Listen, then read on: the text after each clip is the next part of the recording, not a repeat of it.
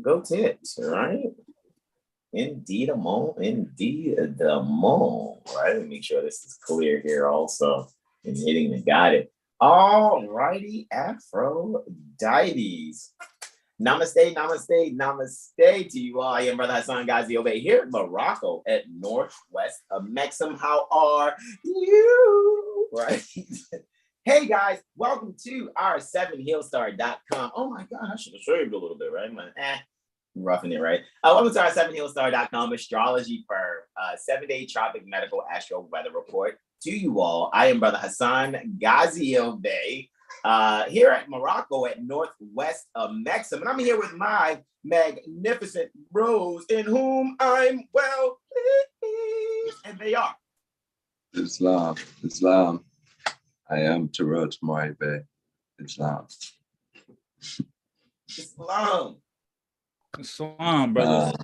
Ale, all is well. But you know, my bros also call me Brother Braveheart Ale.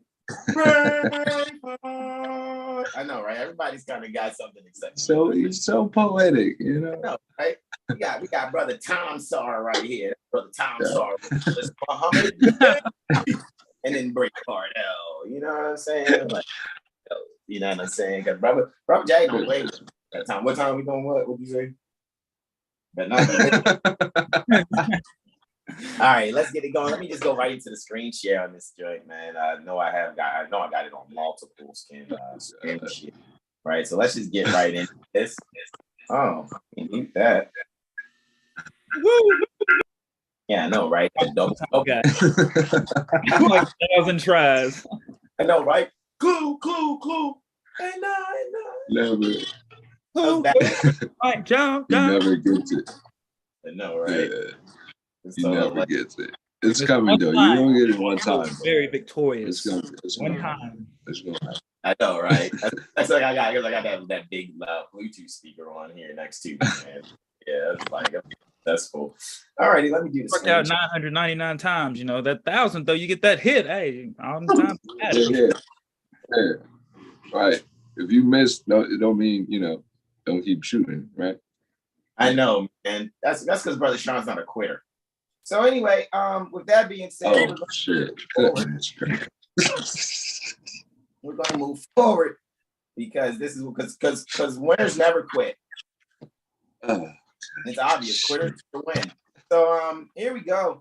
I'd like to welcome you all to our 7HealStar Astro Calendar here, right? 7HealStar Astro Calendar, March, Aries 2022 to February, Pisces 2023. And quote, time never was when man was not, end quote. And we are quoting El Haj Sheikh Sharif Abdul Ali, doing religious corporate activity, being Prophet Noble Drew Ali, man. I mean, it's better to have never put your hand to the gospel plow at all than to put your hand to the gospel plow and let it go.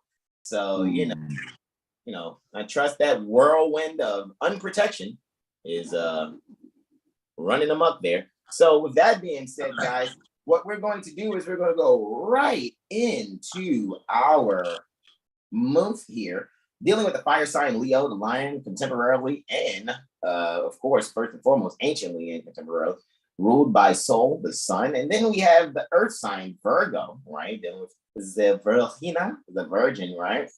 They're both anciently and contemporarily ruled by Mercury. And guys, this is our astro weather report for the 4th through the 10th, August 2022, right? And this is how we're starting this one off, guys. We're gonna kind of like do a little bit of astro shuffle here, right?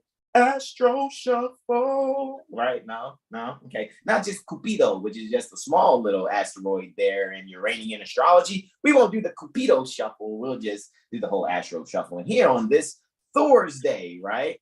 On this Ragnarok day, Thursday, right? Because Norse mythology obviously is ours. But anyway, here at the Norse Gate. Okay, anyway, Thursday is I, Brother Hassan Ghazi Obey. On Friday is our beloved brother, whom we're well pleased, Brother Terrell Tamari Bay. Then our beloved brother, whom we're well pleased, Brother Sean Alim has Saturday and Sunday. For Monday is Brother Terrell Tamari Bay. For the 8th, for the 9th, it is I, Brother Hassan Ghazi Obey, and then closing out on the 10th. And who has the bulk of the load today just in our shuffle, as always, brother Braveheart L was like, you know what? I can take those giants, and we all doing this in a quote unquote anthropomorphized fashion of Joshua and Caleb. We can take those giants and bring these big grapes on back. You know what I mean? So to speak, sort of, kind of. Just in the spirit by principle. Not saying that we're here to kill off the natural people or whatever, or those that come before us. That's not what we're saying. All right, so with that being said, guys, let's move it on forward, right? Making sure we knocking these out, guys. And this is a Freestyle Wednesday for us. We always enjoy the Freestyle Wednesday, and I'm going to do my best to keep my testimonies short. And let's round up and land the plane on this introduction. All righty, and let me just go on right here and get ready to share our screen here. My beloved brothers and whom I'm up, please, are there any announcements, questions, comments just before we get started? And I'll ask that again at the end, of course. Be yourself. That is definitely imperative. Say that again. Be yourself. That is indeed imperative. Mm-hmm. It's long. I enjoy being myself. Goodness gracious. I really makes me realize what it takes for us to be ourselves, be consistent, be sound in our mind, right? Because maybe some beings are just contemptible spirits. They're meant to see the glory, but never access it. Whereas we have full access.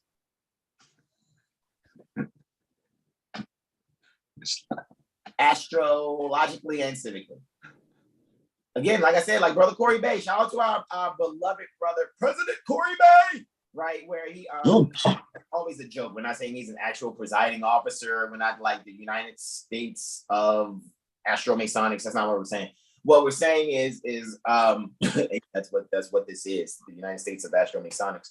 However, it's the running joke is that a lot of things are being conduit through us, and a lot of people are not going to make it because they're too busy looking at the messenger instead of really allowing themselves to take the message. So let's continue being that conduit that people are like, I don't want to listen to them. That's great, because that means that your fodder and those that are meant to get it, which are probably that few faithful Moors that can be counted on one hand with fingers left over, they can listen to this. Or everybody keep out there trying to, run processes out there. So anyway, with that being said, let us go and move forward, guys, in this beautiful demonstration that we're doing is giving our testimonies pertaining to our calendar as based on the Baltimore Corporation, Maryland State Republic. This is how we are giving it as our sites from there. We're not doing it like our Albion sons and daughters that have removed the timeline from Central Time 75 degrees east to what they call Greenwich, England, or whatever. So that's their timeline. That's their central. Our central is central. I don't know how many centrals are thrown off 75 degrees from the center, but that's, don't believe anything I say.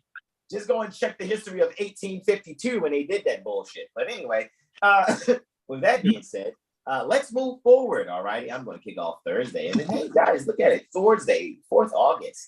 2022, right? Look at the sunrise, man. That equals a 6, right? Because 135 is a 9, and then there's a 9, and then there's a 6 in the beginning. So at 0600 hours, 13 minutes and 59 seconds thereafter, we can see that we have a solar ascendant conjunction here at 12 degrees Leo, 2 minutes, correct? So with that being said, guys, this is where I'm really at in my mind. With these things ultimately. And you know what? It'd be fun too. I could, but I won't. Yeah, I could, but I won't. Let's just give testimony. I'm not going to go into degree meanings. All right, so in giving testimony here and just keeping it very simple as far as our 7HealStar numeric code testimonies, right? And shout out to all the ghost accounts of female astrologers out west that keep, retardedly following us from multiple accounts. Like, we're not going to acknowledge that, but we'll just put it out there that there are some.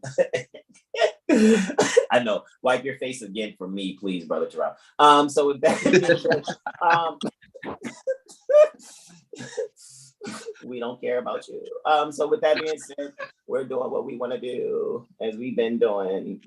You can't grab my coattail. No, you can't grab our coattail. So with that being said, guys, we have 12 degrees Leo, 2 minutes with the solar ascendant conjunction there. Guys, we're giving testimony here. We're just really being creative with ourselves. All righty. So when this self-creativity, every sunrise, it's just going to be self-creativity, guys, because the sun is ruling the ascendant every sunrise while the sun transits Leo. Wow, I just said some common sense stuff that sounds profound and it isn't. So with that being said, what I'm going to continue to say is real common sense stuff that sounds profound, but it really isn't until I been intending it to be profound.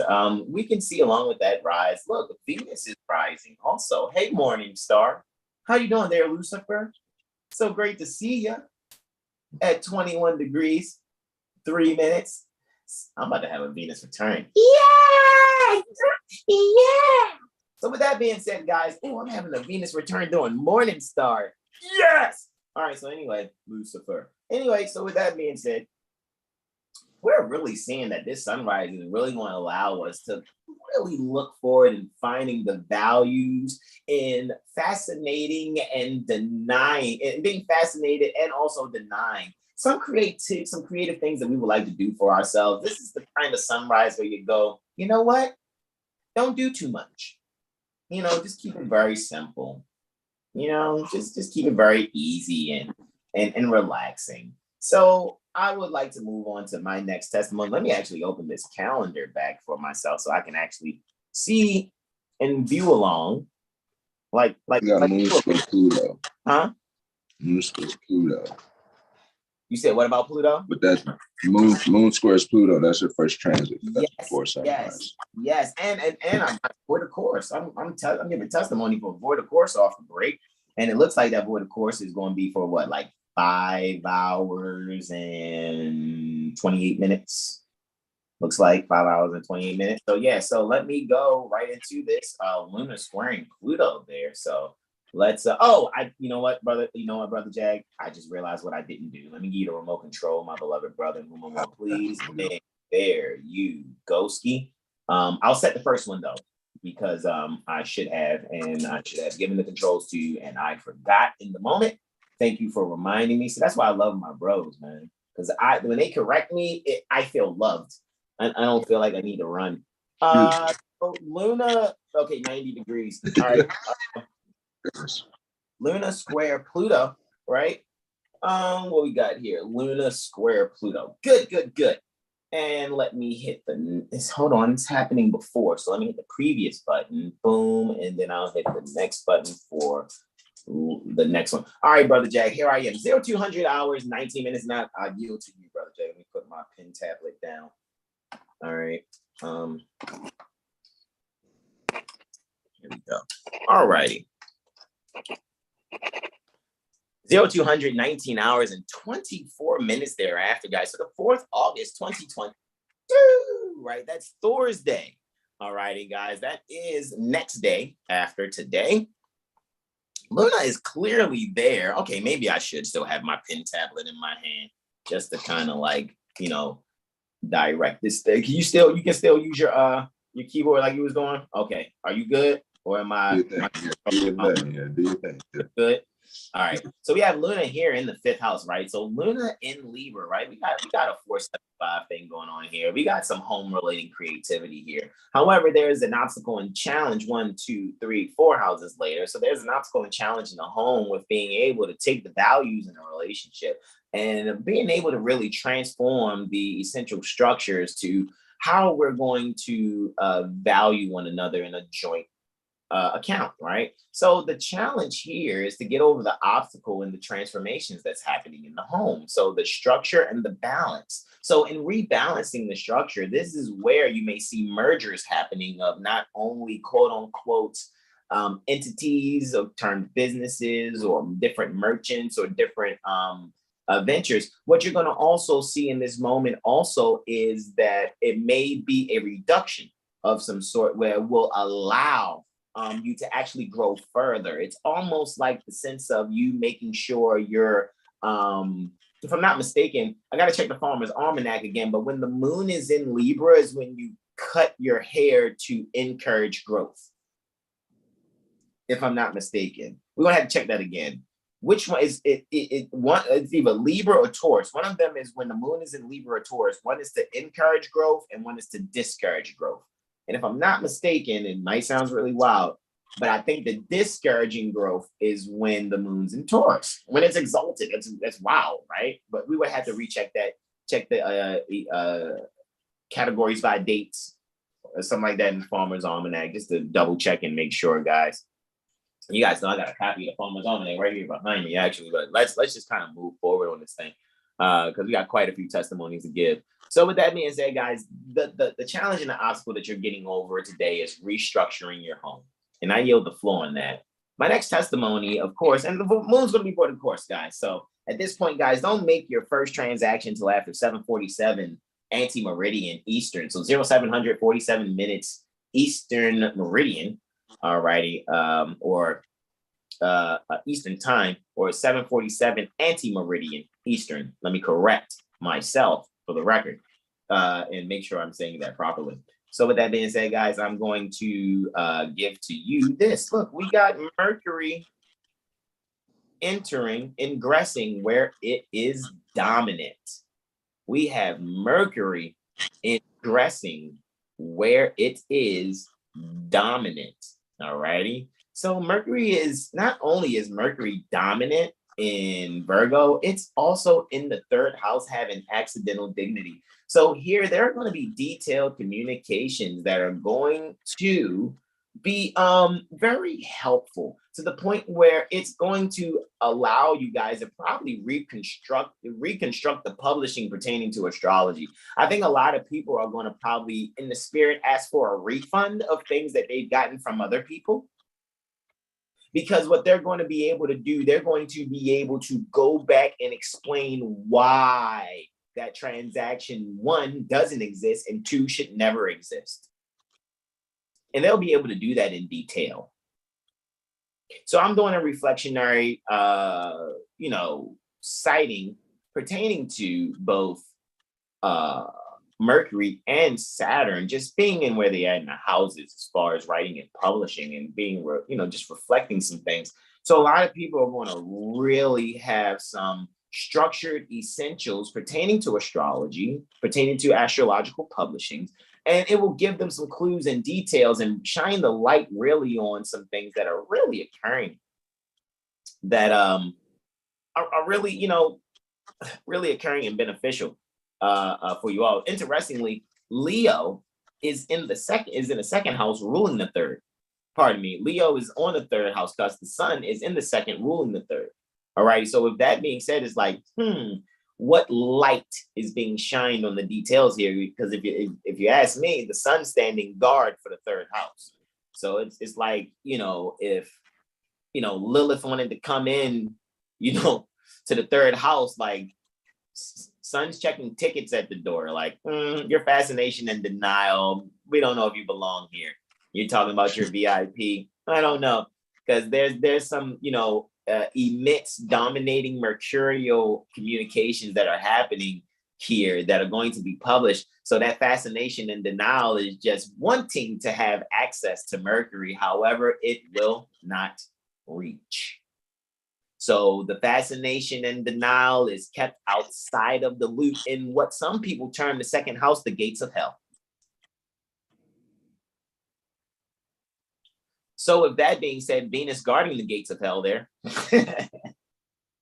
Even though that's not how I see it, it's just some astrological authors how they see it. When it really comes to those values, guys, that fascination and denial in those values, guys, you're really going to have to. I think what's going to happen is this is that, I'm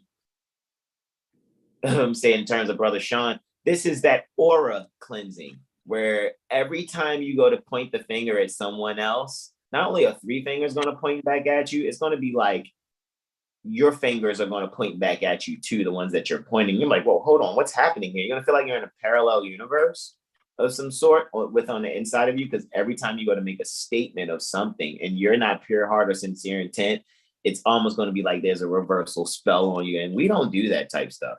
I just saying that because I remember we just watched Siempre Bruja the other day, just kind of binged it a little bit more, that Always a Witch with Carmen de Aguiluz, right? And it's like, wow, that's that reversal energy right here. But it only is like that for the insincere, you know, especially those that will try to act like, well, I was sincere doing this and now I'm no longer. It's like, okay, all righty. I'm telling you, bro, or sis, whoever you are, it's a Riz nap. So anyway, and yeah, man, like it's better to have never put your hand to the gospel plow at all. You know what I'm saying? But you know, some people got to get their heads spinning dizzy. So with that being said, I yield the floor. Luna ingresses. Luna ingresses Scorpio here at 0747 minutes. This is about, you know, an hour and 34 minutes after sunrise. Hour and 33 minutes after sunrise. All right. And Luna's ingressing Scorpio at 0700 hours and 47 minutes. 0700 hours, 46 minutes, and 39 seconds. 4th August 2022 on a Thursday. All righty, very interestingly, and this is happening during Mercury's rise. Look at that. Mercury's ascending. Mercury's ascending. Yo, man, sweet, sweet justice. So with that being said, guys, as we can see that we are really allowing us, some people are like, oh, Luna is in the sign opposite where it's exalted, man. Luna does great at 19 degrees, though. However, it's the 19 degree Scorpio is the perfect spot for Luna, especially in Amana Moria. Oh my goodness. Oh my goodness. Oh my. So the part of fortune is at 18 degrees along with the South Node. So hey, guys, again, Mercury's on the rise, and look, it's happening again in the communication house. What's happening with communication then at this time? Well, let me tell you there, baby. Look at Uranus.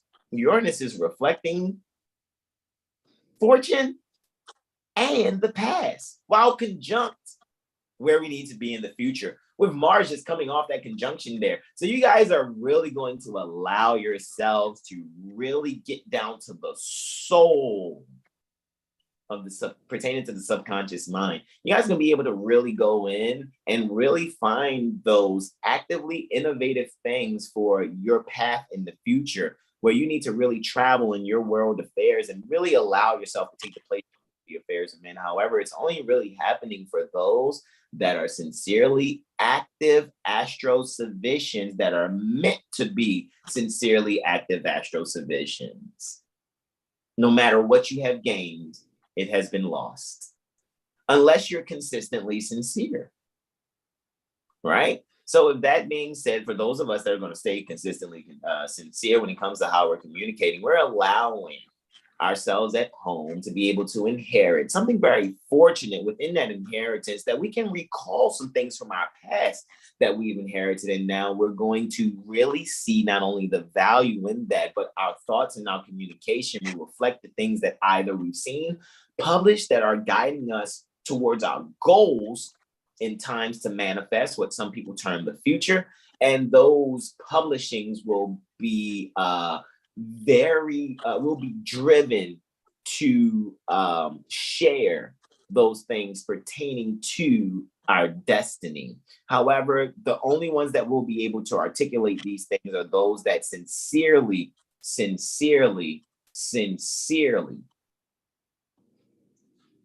comprehend who they are. Some people are just going to be casualties of war, period. All righty.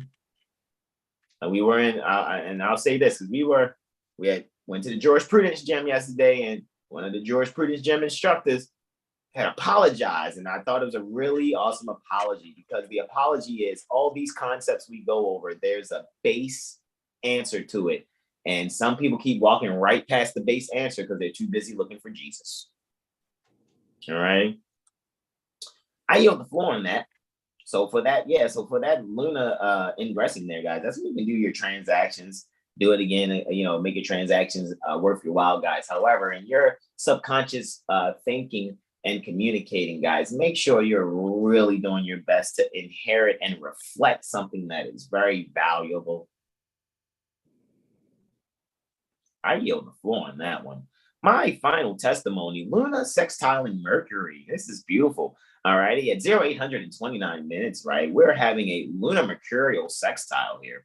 All righty, so with that being said, we have Luna just 23 arc minutes in. However, it's clearly now in the second house, right? And that sextiling with who? With said Mercury that just ingressed to, looky, Astro Cookie, just a little while after, right? To be specific, 30 plus 46, 30 plus 16, gets me 46. So just 46 minutes on your watch after Luna ingresses Scorpio, she is having her sextile with Mercury in the 12th. This is a second and 12th house type situation. They are 3 houses apart. So this still has a communication theme. However, this communication theme being subconscious in your isolation, you may go to isolate yourself, what you may call meditation, contemplation, whatever suits your vocabulary palette. And what you'll actually see is that you will have something come to your heart that will allow your subconscious mind to really pull out some spearheading ideas, something that you can really charge towards and really allow yourself to be able to take the soul of any communication, isolate that, and really see what people are really saying. However, once again, this is only for those that are being pure heart, being sincere intent, being love, being honor all the time, not just when it's convenient. Pardon me for sounding extreme. However, this is what time it is. Because everybody knows almost doesn't count. You know what I mean? Pardon me for pouring the brandy on. Let's not get drunk though. All right, so Yo, my computer just went out. I saw that. So yeah. Hold on. Yes. Oh, you somehow. I knew it. I knew you was. You're hilarious. Does it need to charge you to bring it back on, bro? I mean, because you already know I got you. Yeah, it's reconnecting. It's reconnecting right now. All right, this Hey Q, you can bring that smile back so I can see it. Ain't nobody else got to. And I know you got stuff to do. Ooh. Yeah. Ooh. All right. So you got. Let me hit next with my bro. Boom shakalaka, TikToker, don't stop. Did I hit it yet? Did I Ray J the button yet? Okay, there we go. Working all day. All right, so anyway, 5th August 2022. I yield the floor to my beloved brother, whom I'm well pleased, brother Terrell, Tamari. Hey! All right, it's on. Yeah, all right, so we're looking at sunrise here, right? This is the holy day, 5th August, 13 degrees Leo. Exactly, yeah. So yeah, just creative endeavors, but with pace, not moving so fast, so to speak, but really connecting to what you enjoy, so to speak. That's this whole Leo theme, so to speak. So the first aspect we got for the holy day is the moon is going to square the sun. So this is going to be this is early in the morning too. So this is like a good time to really like work out and stuff like that. Really push yourself to create, so to speak, or really just get out the creative blockages, so to speak. It's all mental, right? So it's just like going through the challenges or the ups and downs with one's abilities, but really working out at this time will be essential because the tension within the emotional tension, could be moved with, moving the body. Dancing could be good too, yoga, shadow boxing, anything of that sort. Really just utilizing the tension in a beautiful fashion, so to speak. That's that moon squaring the sun, and it's early. It's an early morning thing. So, like I said, like getting out, and working out, going to the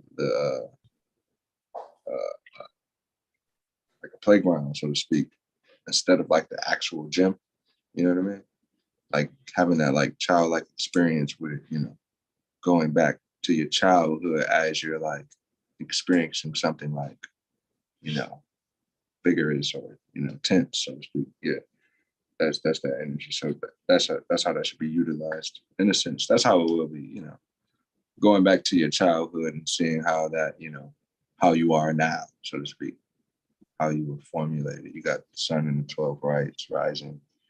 And then the moon is in the, where's the moon? Oh yeah, in the 3rd, right? Yeah, going back to the childhood. Right. Yeah. So we're gonna move on with the moon opposing Uranus, right?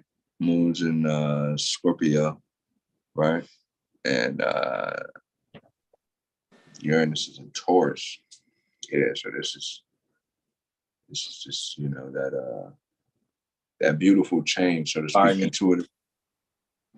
What you got? Oh yeah, to the future. You got 2 minute time. Trying to get my computer back on. But no, you good. Moon opposed Uranus. Pardon me. Oh man. Moon. Next. Boom. Yeah, Really? That's what happened. Do you have it, sir? Hold on for a second now. Lunar. Uranus. Next. Really? 2 seconds. 2 seconds. Apply date. Next. Go. There we go. You already know, bro. I 2-3 times I don't play. I go in the super technical mode. Yeah. So what we got? Where is Moon's in the 11th. Wow, look at that. That's interesting. Yeah. So wow, that's interesting. Yeah, I know, bro. Celebrate good times. Come on. Yeah, word. Yeah, it's like a what is it? Like a family reunion type vibe. Definitely a celebration, reunion type of celebration. It's like, yeah. The nation is coming together. Like, whoa, this is what just happened. Yes. But yeah, really, and with the astrology, like you were speaking on with Thursday, yeah, that's interesting. So it's like this is like a reconciliation with things that was like shunned, so to speak. The astrologers was always right the whole time. Damn. Let me stop. Okay. Oh my goodness. They were right the whole time. They really wasn't. Shukla Bhaksha, Krishna Bhaksha. We never kept. It's Shukla and Krishna, yes? We kept not. He said they ain't never capping. You're hilarious. We kept not. We wouldn't be in, we would be an astrology soft, not an astrology firm if we capped. An astrology soft. Yeah. Wow. Yeah, that's hilarious. That's a flaccid. Yeah, and then moon. Okay, so we got moons in the 11th house, right? And then Uranus is the 5th. Yeah, so this is I always say this is like the blast to the past, really, though, because Uranus is just shocking you and just originally or innovatively taking you back to where you know you belong, so to speak. And it can be uncomfortable, so to speak, because you may have been connected to certain things that were actually not, beneficial. So now that, you knew that at a point, but now the click, which is this moment, so to speak, the realization or someone telling you what you already knew, that moment in time here with the moon opposed here, and it's just like, okay, so now you go back to, like Hassan was saying, when you know who you are, it's like, okay, so now I can just literally exude that creative ability and not think about or care about what anybody thinks or care about when it pertains to, my being. That's frivolous. Like, so that's really that Uranus in the 5th house. It's like everyone has their unique abilities. So acting on that and really, exuding that out to the public, because you don't know how that could help someone, so to speak. So that's really that realization, so to speak, because Moon and Scorpio is like, oh my God, but I don't really want to, show how amazing I am. But then it's like, but you're so amazing though. And it's like, because it's the Moon's in the 11th. So it's like that's the group making you, perform, and you really didn't want to perform, so to speak.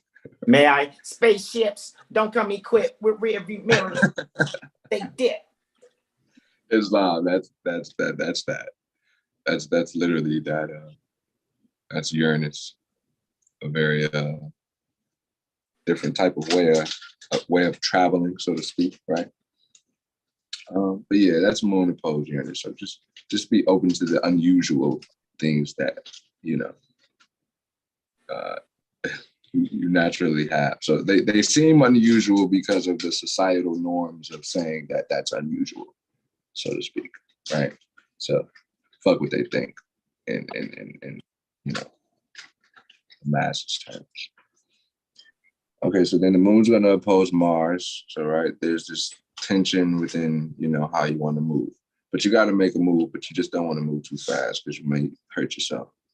So just pace yourself with this Moon opposed Uranus and Mars. It's not moving too fast, but it's realizing what you're capable of. But then at the same time, not, getting a big head because of what you're capable of. You know what I mean? It's literally moderation. Everything is best in moderation. Overextending yourself, you're going to burn yourself out. Like, so why would you do that? So that's really that Moon. Flame again. What'd you say, bro? Hey. Just back with the hot fire again. Right.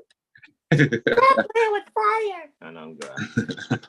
It's that moderation though, yeah, and it's so funny because I was talking to, I don't know who I was talking to, a good friend of mine. I think it was probably, but we were talking about like just concepts on elements and stuff like that. Just fire, it's a beautiful element. You use it to the degree of warming up your food. We all know this, but you can also burn yourself.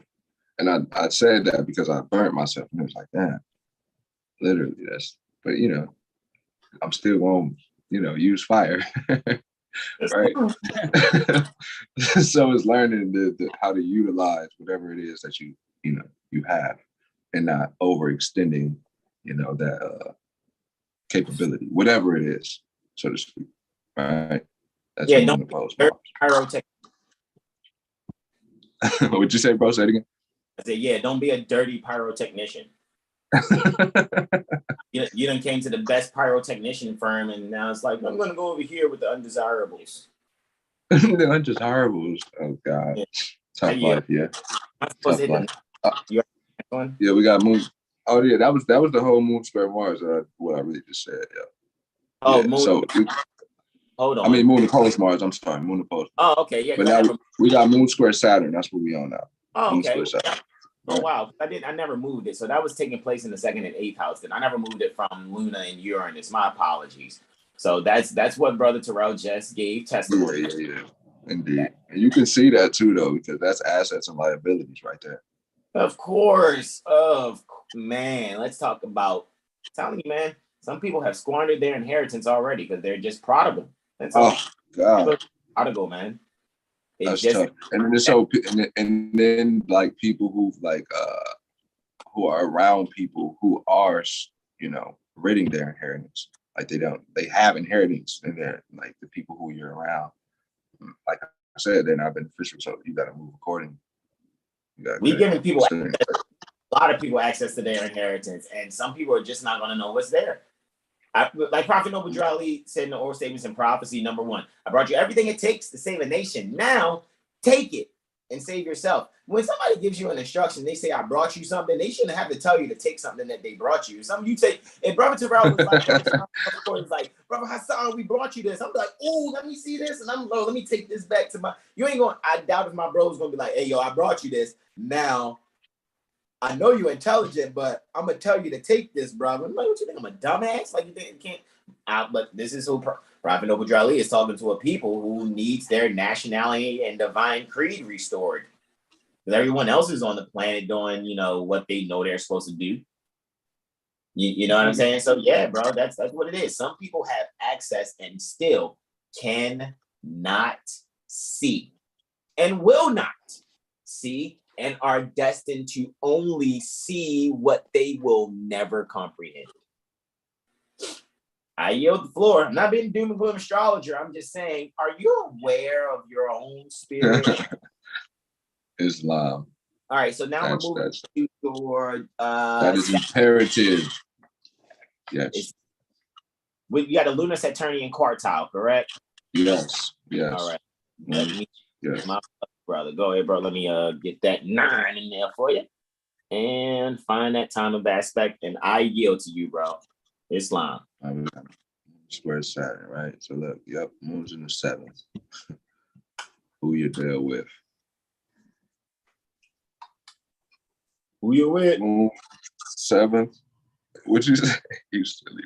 Moon's in the 7th. Saturn's in the 11th. Yeah, that 11th house is heavy on this holy day. Mm-hmm. It's interesting. Mm-hmm. It's a beautiful day for astrology, bro. No, yeah, man. And astronomy, like actually going out and seeing it. Mm-hmm. Oh yes. Oh yes, because you can see the moon. You can see the moon setting right now, and you can see Saturn. You can see Jupiter rising. Sort of, it depends on your locality. But you can see, if you're near Baltimore, or you're, on the North Gate side, like 40 degrees, 39 up.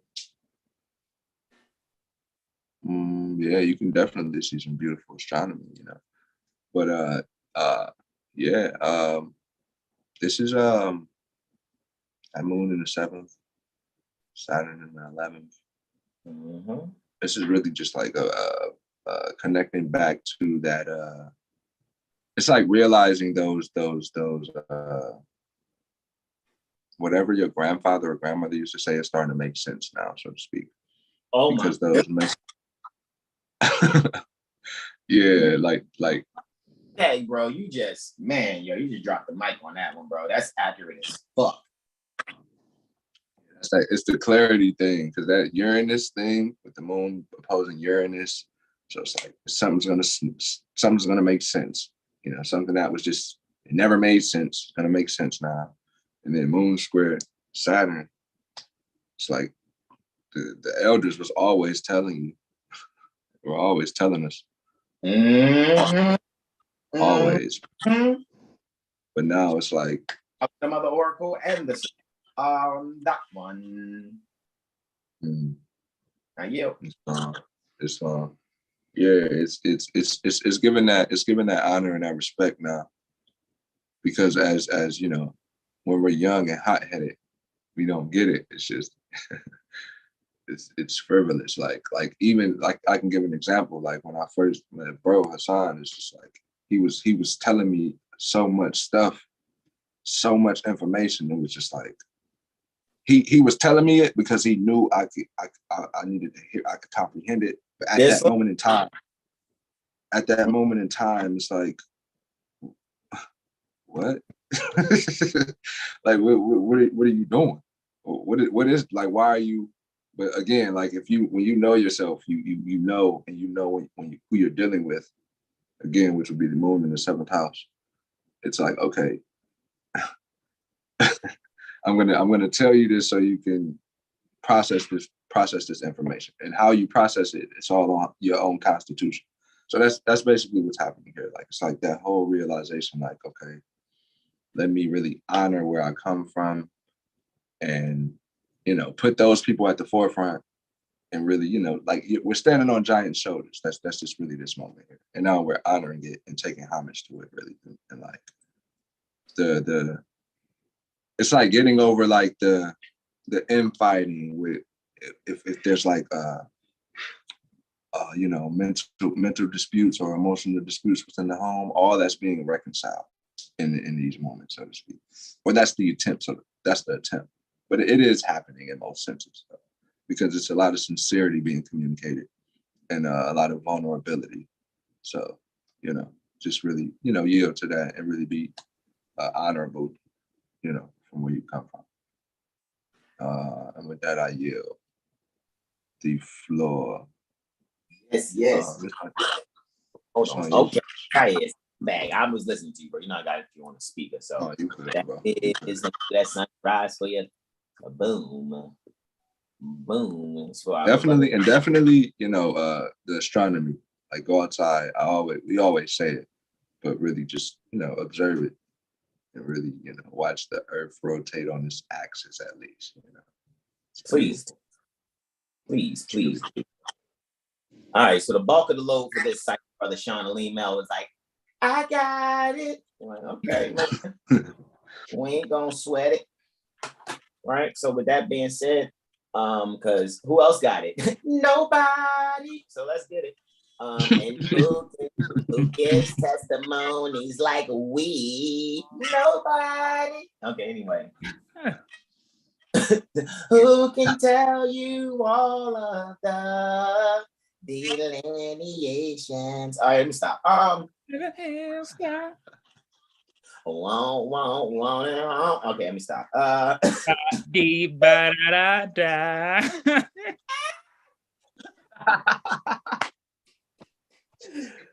Oh man, that's the tempo you found. Oh my goodness. Oh, goodness gracious. I relate properly. Okay, we yield the floor to our beloved brother Sean Alim. Islam. All right, well, let's get it. But we ain't talking about little mama, right? All right, so Saturday, it is the sun conjunct ascendant, which you call sunrise. So the sun is still transiting Leo, guys. So do everything from the heart, dance, sing, laugh, joke, whatever floats your boats. And I will yield and get into the first aspect. All right. Hold on now. Slow down. Slow down. Hold up. Let me slow down. Hold on. Cool down the place for Brother Jack, my brother. Got Moon, Trine, Venus.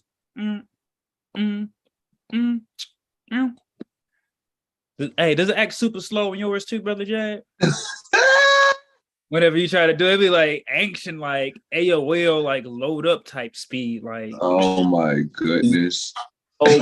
Before you move, quick, we're like, hey man, can we do this remote access thing a little more smoothly? That's why I was hoping. Like, I thought Jaggy was doing it like tabbing and pressing arrows, and he got through it fast or some shit. But it is what it is. But am I able to move the mouse and you still can I move my mouse over here and you can still do what you do with yours, or is this? No, it's like it's probably like we battling when you do that. That sucks. Okay, go right ahead. Mouse battle. Who got? I got the mouse. Who got control? I got control. I got it. Give me the control, man. We're building it while we're flying it because no one else really does this like how we do this publicly unless you're in the international professional astrological communities that we are members to. Respectfully. However, we are the fathers of the eternal zodiac. So technically our sons and daughters have their little play places that we come and be a part of. And look at our sons and daughters. They think they're taking our ancient foremothers and forefathers' knowledge. And they think they're doing something with it when we are the embodiment pertaining to that, actually, because we naturally have that within us. We exude the zodiac because we are Zodiacus, period. Anyway, with that being said, I yield the floor to my brother. I'm well pleased, and thank you, Brother Terrell Tamari Bey, and bringing up that next transit for Brother Sean Alim now. I yield the floor, Islam. Alrighty, well, here we go. I did it, Brother Sean. There it is. There it is. Yes. I took some quick notes. I'm like, man, I did look out for Brother Jack because there's a couple 6 houses on here. Yes, sir. I'm sure it went by chance, but alrighty. So we have Lunar in Trine in harmony with Venus. Alrighty. So this is some deep subconscious relating, right? So, you know, this is an opportunity here with Luna being in the 6th and Venus being in the 3rd. So, you know, this is here I go. So, you know, all right, this is some transformative you know, sharing of the values. Whether you're, you know, relating to yourself, you're coming into the mysteries of yourself, and now you're able to relate that you know, mental communication to yourself and your siblings. This is also an opportunity to be of some home service here. You know, take what you do at the home and really service that to others and really bring values to your home and to homes away from your homes here with this lunar Venusian trine. So you're able to get into the inner you know, who are you on the inside? What makes you tick? What makes you go, you know? And how can you relate that with others without seemingly in a harmful self-projection way? And I will yield for this first testimony for the lunar Venus trine. So, you know, now you're able to find out how you can relate to yourself on the inner and relate that to those on the outer. All right. And we'll get into the next aspect. And we have another trine. We've got a lunar Neptunian trine. Hey, hey. So we have Luna, 25 degrees Scorpio, you know, hanging there in the 5th. All right. Trining Neptune there in the 9th. All right, guys. So this is some intuition and an imagination harmony, right? So, you know, you even take it like the SpongeBob episode, you know, when it comes to your inner being and it's a trine with your imagination. All right, guys. So we're really gonna be able to really get into the mysteries, the crooks, the nannies of how we create. You know, with that, so we'll be able to take that creative in our mental and really find ways to let that be our wisdom, you know, so that we can relate to ourselves on higher levels, and also how we can create projects, you know, contents, you know, just even stories here with this that you can express to everyone so that, you know, what now, just because you are in one place and you might have a belief or faith in one thing, now you're able to see that for what it is, but you're also able to relate that to other cultures. So now this is a disconnect here. You know, this is a truthful you know, love and wisdom to the realities of how things are and how things operate. So when it comes to law and religion, there's no separation. You know, when it comes to Christians and Muslims and Buddhists, you know, and all these different cultures, you're really able to, with this harmonic energy, really able to listen to your intuition and to just relate to others who are communicating that. And you're like, hey, man, I heard y'all was doing that word ties, man. Y'all said, you know, our religion is that. You know, I was kind of mad at y'all for a minute. I was, you know, about ready to block and report y'all, but now I'm really seeing it everywhere else. And now I'm thinking about it, and y'all make sense. So appreciate you. Oh, brother Sean is so on point, because I was thinking to add wisdom that this is also the kind of energy that you will see that, okay, a lot of people are not going to be offended by this because they are the go along, get along kind of energy. But you're going to recognize that there are people out there that are purposely banking on you being ignorant. Imagine if somebody thinks you're a dumbass and that's the only reason that they're trying to attract your attention, because they know that you're not going to think for yourself. Well, let me just give you guys, that's the caveat. Now, let me give you full disclosure. 7HealStar Astrology Firm, we present based on we knowing you're intelligent. That's why we do what we do, because we know you're going to grasp it. However, it also is the demarcation events taking place with this being said, because it's going to separate those that can really think and see the truth from those that are just looking for a pretty messy, for example, meme on a social media. Yeah, see, yo, they the truth. I can relate to them. Yes, go right over there with the tares and be burnt up at harvest.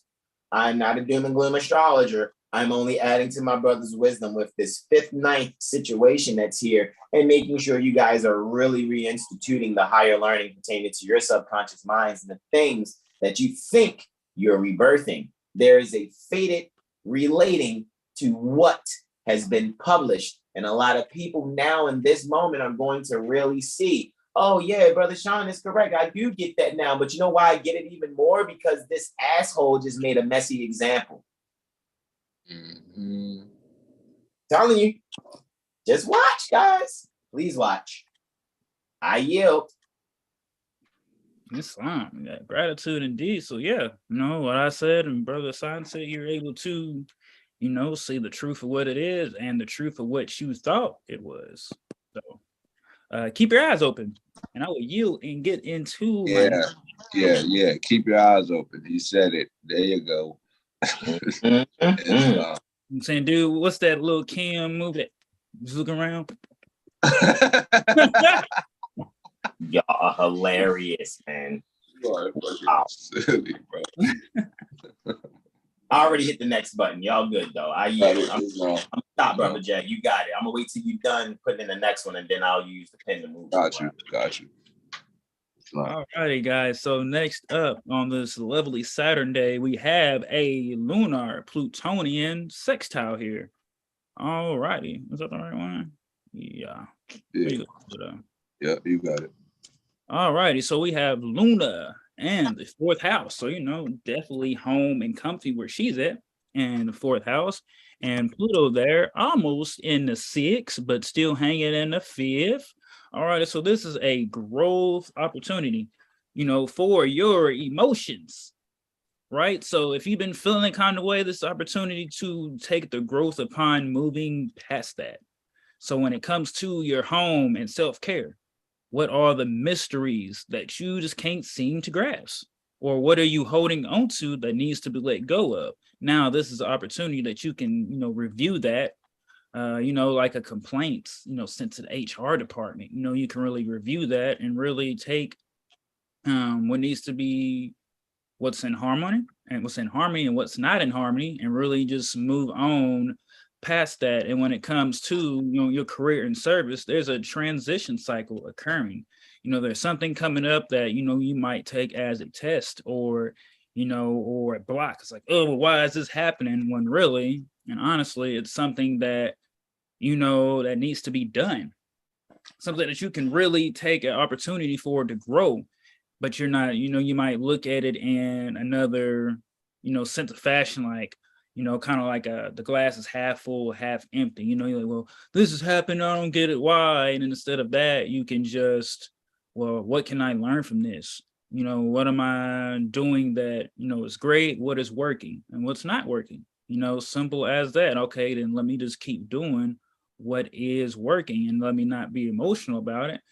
And let me just really dive into the deeper parts of myself so that I can, you know, acknowledge the shadow for what the shadow is, so that I can truly stay in the light, the higher self, so that I'm not, you know, constantly like rocking, you know, letting my emotional boat be rocked by the waters of my own mind here. With that, and yeah, I'll yield for that. And Luna will go void, of course, after this aspect for 5 hours and 14 minutes. So no major purchases during this time, you know, just hold out, you know, and just wait, you know, put in the shopping cart, you know, let it look good, because you might not even truly want it when this void, of course, is over. And I'm just gonna keep this thing rolling. You know, when Brother Sign post this, like probably that Ken McGee guy's gonna start trolling. But you know. That's because we tell the truth, man. I mean, look, man, we done had internal agents that, because sometimes when people, I've noticed a pattern when people are like, military ops, so you can't see what they was when they had a shaved face, they grow beards. So it's like anytime, see those things, I just kind of like look at certain things. They're like, So usually a lie can't stay around the truth too long. And we're living truth. You know what I'm saying? So, bro, when that type stuff happens, it's only because they're trying to penetrate something that can't be penetrated because we're not pussy. I yield. Islam. All right, guys. So we have Lunar ingressing Sagittarius. That's a great time, right there with Lunar and Sagittarius. So, when we think of moon, we could think of mother. We can think of nurturing. These various ideals, and with it being in the second house, this is our values, our daily routines. So, with Luna about the transits, Sagittarius for the next 2.5 to 3 degrees or days, it's really gonna be a great time just to find the values within yourself and your mother, or just what are the values of your feminine side, right? And also, how can you relate when it comes to, where is your wisdom, and whatever wisdom or philosophies you stand on, how can you relate that to others, and how does it relate to you? What is it about your values, your self-worth that really gets you fired up to be creative or just expressive here with this? And also second house, so yeah, maybe someone's mother is going to come through with a gift or a book form. Or, hey, I see you doing that. I really like to give you this because I see that this can assist you in what you're doing. Or someone's going to Sagittarius, so they're gonna have a talk, or they're gonna have a trip. Like someone's gonna take a trip with their mother, and it's gonna be very, very healing from them. Because during that trip, they're going to just having that usual road chatter, traveling down the road, and, something's going to click, and then it's going to be like, oh, wow. I've kind of held on to this while I was younger, but now we're having this talk and this conversation, and it's really healing to how I've been viewing myself and just some things that I didn't understand about myself, but now I can see that on a higher level. All right. And with that, I will yield for Luna ingress Sagittarius. So this is just some feminine, emotional, relating, and nurturing. And we'll just keep on moving. All righty. We're going to keep on moving. Don't stop running down time. Right? Tick tock. Let me stop. All right, I'm a yield. Brother Corey did have that joint right. I was like, look at the lyrics of that. Very astrological lyrics there of that song. Pertaining to that song. Okay, I yield, bro. Islam. All right, so next up, we have a lunar Mercurian square, just a challenge opportunity. So Luna is still in the 9th house, and Mercury is hanging there in the 7th, extra strong, feeling good in Virgo, 11 degrees away from his exaltation. Well, actually 10 degrees, 30 minutes. All right. So, this is a emotional and mental challenge. And when we say challenge, this is not in a bad way. This is an opportunity to take on how you organize your self-identity and how that's projected. So now you're able to start sharing with others. If you're in a partnership, this is an opportunity to not argue, but listen to each other and really just take note of your ethics, your values with your partner's ethics and values, and really find a wisdom to relate that to each other. And, for those that are not in partnerships, all right, this is an opportunity just to relate that to yourself and others. How do you share yourself? How do you relate with others? An opportunity to even, like somebody's gonna be like, yo, you really need to go either get that checkup or start changing or eating your diet. you know, whether it's to themselves or someone they know or a business partner, you know, this is an opportunity to, you know, deal with the health and service. You know, how do you eat? Are you eating bad or are you eating good, right? Well, you're feeling this because you're probably not doing this and that. So let me give you this wisdom that I have, that I understand on certain things that you might not, you know, might be foreign to you, but it can help you. So now you're not getting emotional about that. And now you're able to start changing up your diet, different foods, you know, get into, you know, cell salts, you know, these various things that can improve your health and energy. Now you're able to start exercising and really just changing up how you do your daily routine and just how you get your day started at the home. So this is like someone's going to have a conversation, even maybe with, you know, if they're not a partner, but they're going to talk to some couple and they're going to talk about how they run their home and, you know, how they do things there. And it's like, you know what? I can really learn from that and take from that. You know, I might not have looked at that before, but now that you're saying this, you've experienced it and I can trust you, you know, hey, let me go take these details and let me take it back to the home to really bring back the bigger picture. Mm-hmm. All right. Awesome. And then, yeah, so then, you know, someone might even be wanting to, you know, start with their siblings, maybe a business. So now, you know, there's a squander, you know, that might have not been, you know, talked about, but hey, you're now taking the dirt out from under the rugs. Like, hey, there's dirt under here. Let's clean it. Let's sweep it. And let's move on so that now we can really be of service. You know, so this is like a sibling, family, you know, business opportunity and just able to communicate some mental goals. And so that your goals can relate with their goals and, you know, what are the necessary steps needed to really be able to take that. All right. So with that, I'll yield for Lunar square Mercury. So this is some emotional and mental challenge communication for a better mental foundation. And I will yield and keep this thing moving. All right, so we got sunrise. Hey. Soul is at 14 degrees. So, you know, sunrise, sun conjunct ascendant. This is, you know, like I said, just like me and Brother Son was singing, keep on moving, don't stop now, keep on moving. And just being of the hearts and, you know, really just enjoying yourself, letting your light shine. And I will get into, let's see, first aspect for this lovely Sunday. We are starting off with a trine. Hey. Starting the day off with a trine. Ooh, and it's on a Sunday, all right. 14 degrees. It's like almost like a half degree. Actually, no, I see 14 degrees. I almost bit the line point. 15 degrees, correct, Brother Son?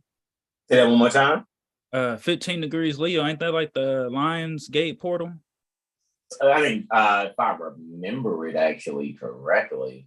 I think it's like 15, but I know I have my encyclopedia. I think what are you going off of? You going off of Nicholas DeVore? Islam. Okay, so it's funny that you even said Nicholas DeVore because my spirit keeps saying to bring this up, and I wasn't going to, but let's do it. Let's see. It's 15 degrees. First point of inflection, the lion point. That's what I thought. Yeah, like how the eagle point is 15 degrees.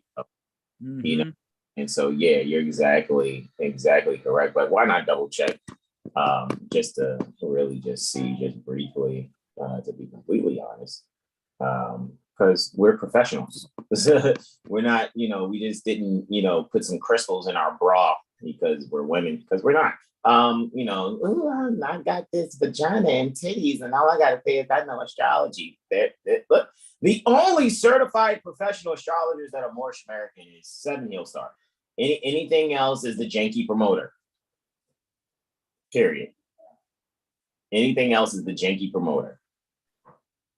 So with that being said, hey, Leo, where are we at? Yep, you're right. First point pertaining to affection, the lion point. Yep, the lion point. You know, when people think Lionsgate and all that stuff, I don't know why the number 8 just came to my mind. So we'll do the research. I remember I did a Lionsgate report. What did we do about 2 years ago, man? Did I do a report like 2 years ago on Lionsgate? I'm asking Brother Jag mainly. I think it sounds familiar. It definitely right. Sounds familiar. I'll just have to go. Yeah, it definitely sounds. Yeah. All right, I yield the floor to you, bros. Oh, hold on. No, that's like that little. Oh yeah. I'm all in the future. Yeah, help me out. Yeah. No, I had to put up the chart adjust. It's right there. All right, chart adjust. But all right, you're good. We're already on Luna, the Lunar Jupiterian Trine, right? We're already here. So yeah, we're there. 7 and 7, right? Because he's retrograde, right? Along with, it's funny because now Chiron is no longer on 16 degrees, which deals with children. And like I said, I know I did a prediction for 2024 about children and the like it's almost like a perversion and deprivation of women and children. It's all this little energy that's going to happen, like in, I think February 2024 or whatever. But the shadowing of it is happening actually right now. Sort of kind of, and now Chiron is retrograded off of that 16 degrees Aries, which deals with children. However, what you'll realize is, when it comes to that, you may have to notice, just notice wounded healing energy dealing with children and their activities and or ideals.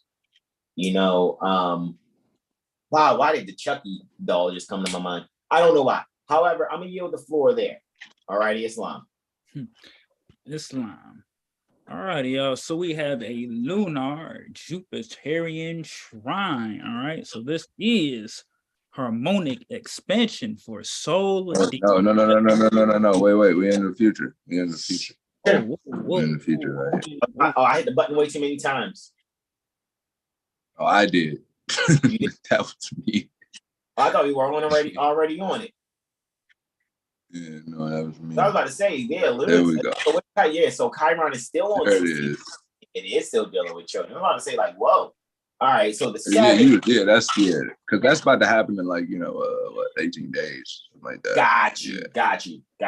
All righty. Right. Well, that's just in other words, in a fortnight we'll be seeing that because Jupiter will be at 7 degrees by then. So it's not bad at all that we're seeing. It'll just be another trine again between Luna and Jupiter, which happens every about 28 or 29 days anyway. So, all right, I yield the floor. Go ahead.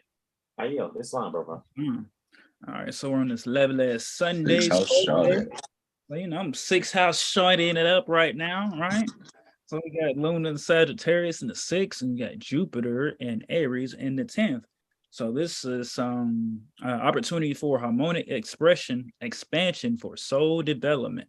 So we got Luna in the 6th. So, we could talk about Job, home, your roots, and maybe, planning some trips or really just organizing on taking a, long trip, or you might be organizing your finances or just your vision, your creativity to really bring some foreign opportunities like some paintings, books, you're really able to bring that to the home. And now with Jupiter being in the 10th, there is some healing wisdom, that is going to be brought for not only yourself, but for your career.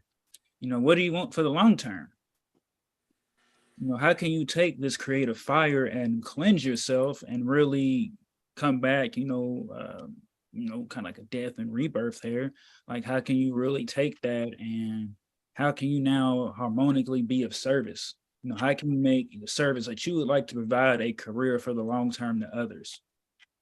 To get you, out the Job, especially, some are great for Job, some are meant to be like entrepreneurs, these various different things. So how can you take your creativity and really express that and teach that?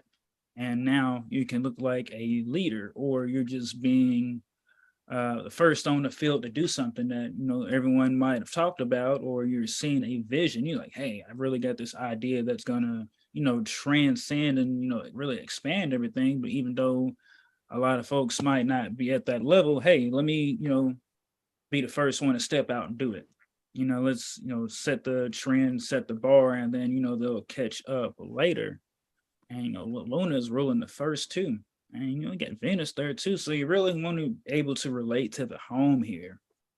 You know, really like do something for your service and career that's going to be, you know, talked about in all the homes, you know, as they would say, you know, national and international. You're really able to take these ideas and just expand and create with this. And, you know, really, but just being a teacher, you know, bringing healing, you know, in a sense of breath work, what they would say, also a spirituality, you know, to your mind, so that now everyone's getting healed. You know, it's kind of like, trying to think, it's like the Oprah show. It's like the Oprah of healing. You know, you're getting healed. You're getting healed. You're getting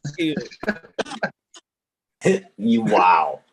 You know what? I said with it seemingly like, you know, Luna has no dignity being peregrine.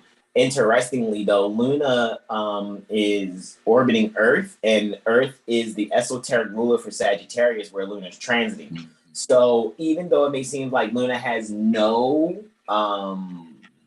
dignity here, esoterically speaking, though, in the esoteric sense of pertaining to it, by Neptune being the esoteric ruler for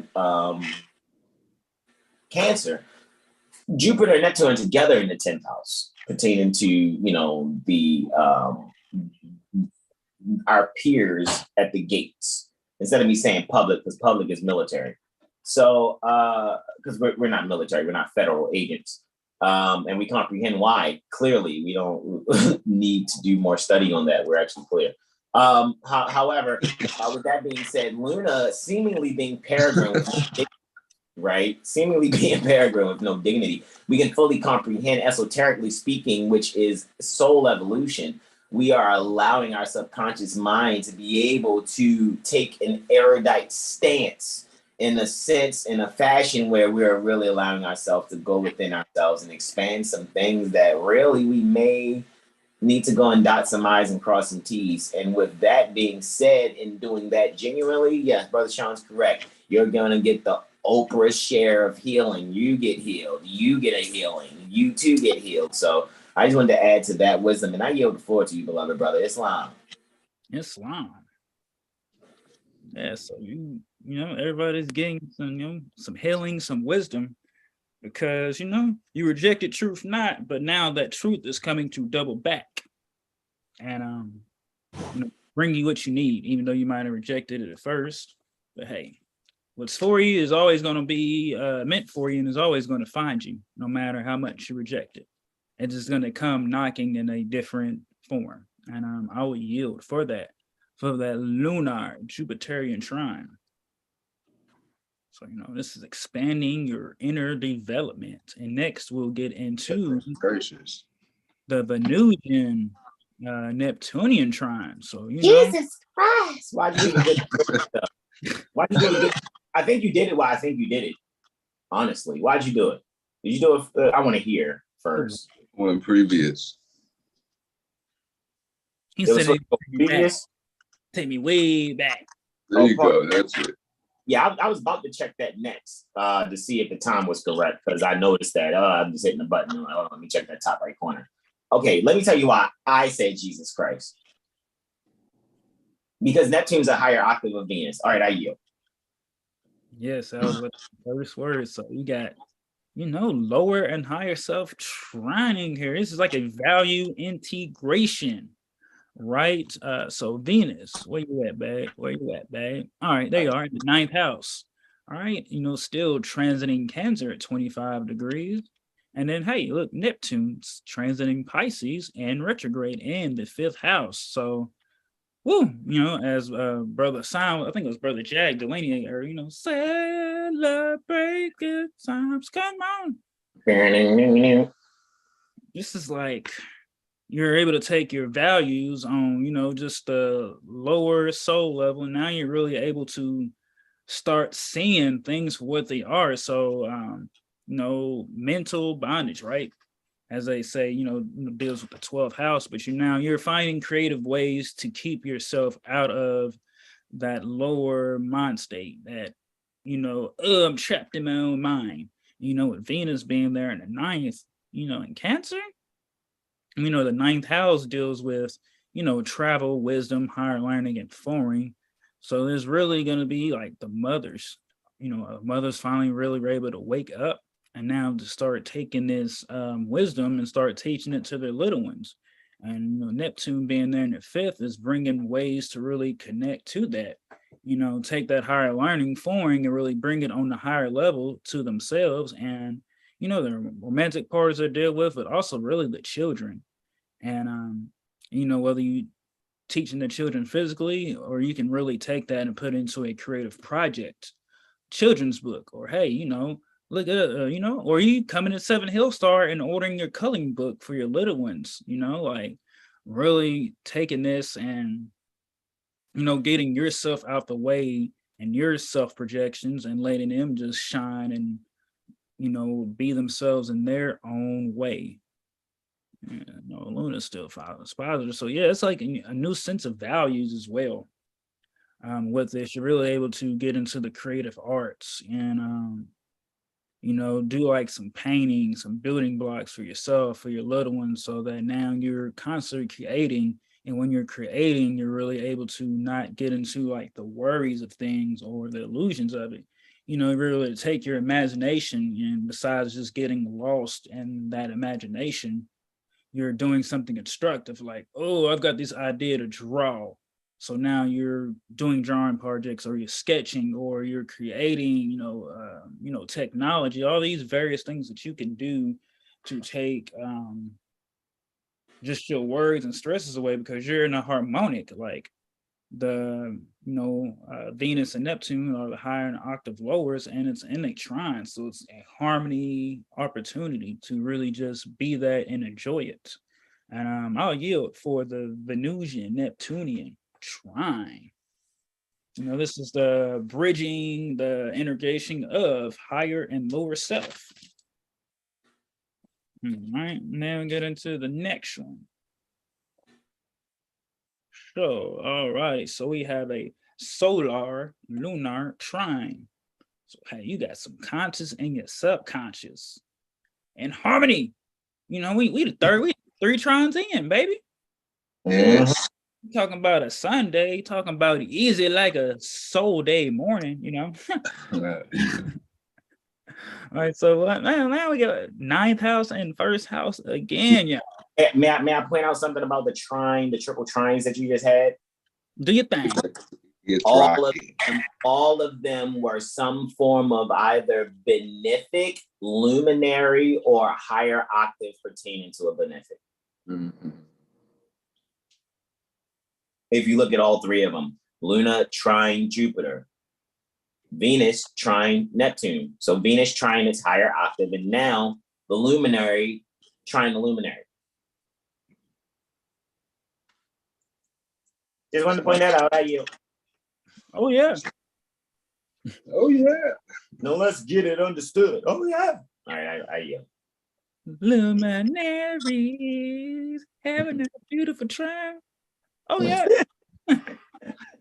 Alrighty, y'all. So we got Sol and Lunar trine here. So Sun is in Leo. So this is a career expression. You really get into the joy of what you do.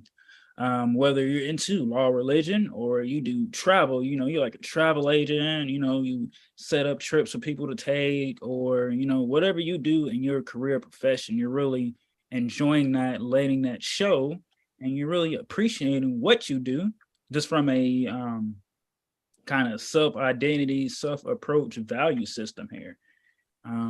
You're really getting creative with your values and, the ethics that you stand on.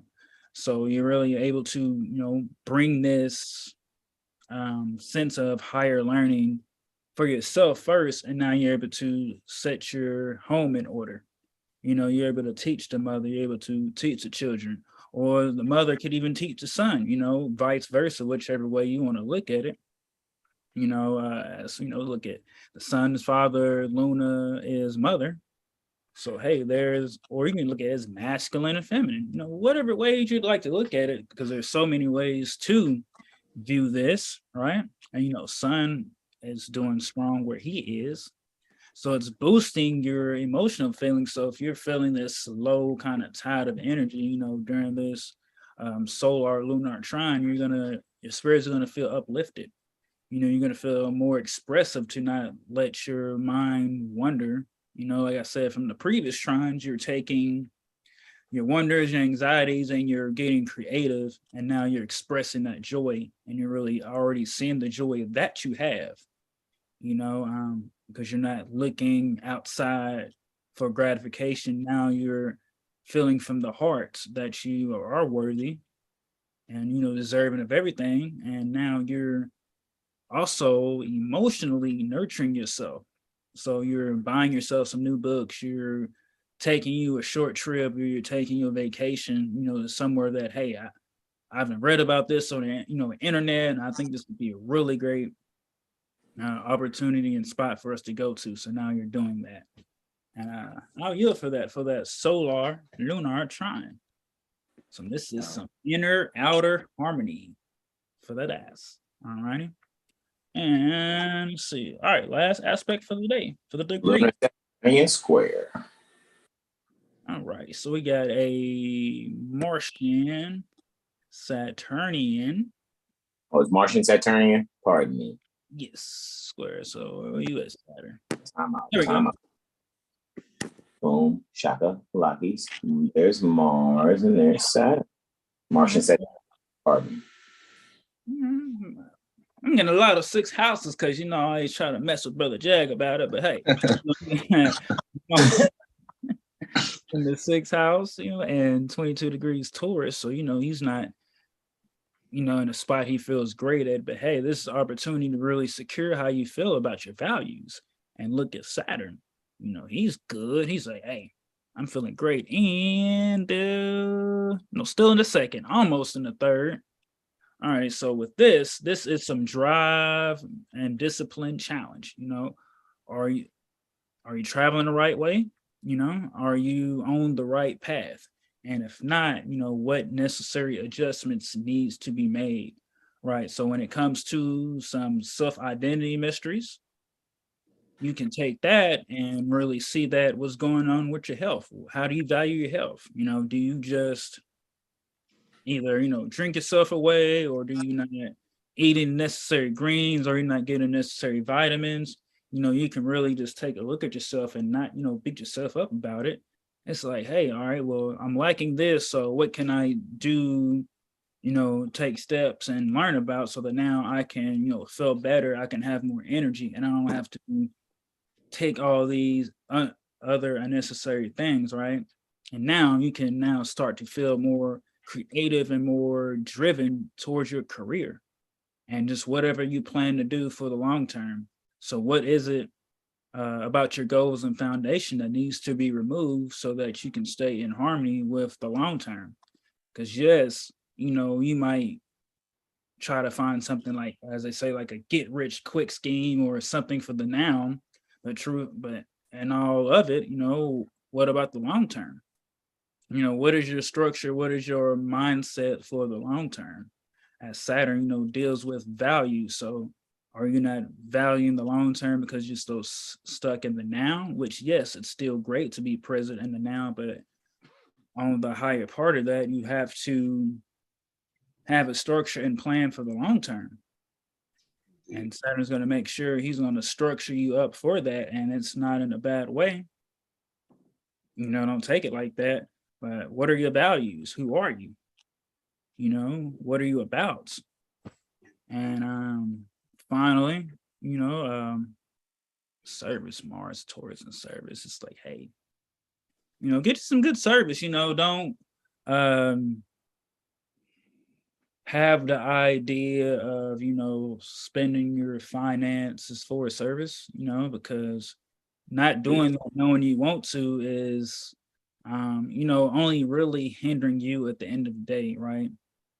So it's like, if you want to go, let's say a spa. Let's say, hey, I want to go. I know I need to treat myself to something nice. I want to go to a spa. And, you're worrying about spending that 50, 75, 100 notes. It's like, oh, man, I'm going to do that. But, instead of doing that, what if you wouldn't spend that 75, 150 notes? Even you did 20 or 30, you did the cheapest thing, but it's valuing yourself to really take care of yourself, especially if you work hard or, whatever. You're spending this finances to take care of yourself. And now with that, instead of worrying about spending it, now you're spending that with ease, with with intention, and it's going to come back to you in a better, more positive way. And with that, I will yield for that Martian Saturnian trine. So, what are your values? Organize it. What's not in harmony? And I yield. Goodness.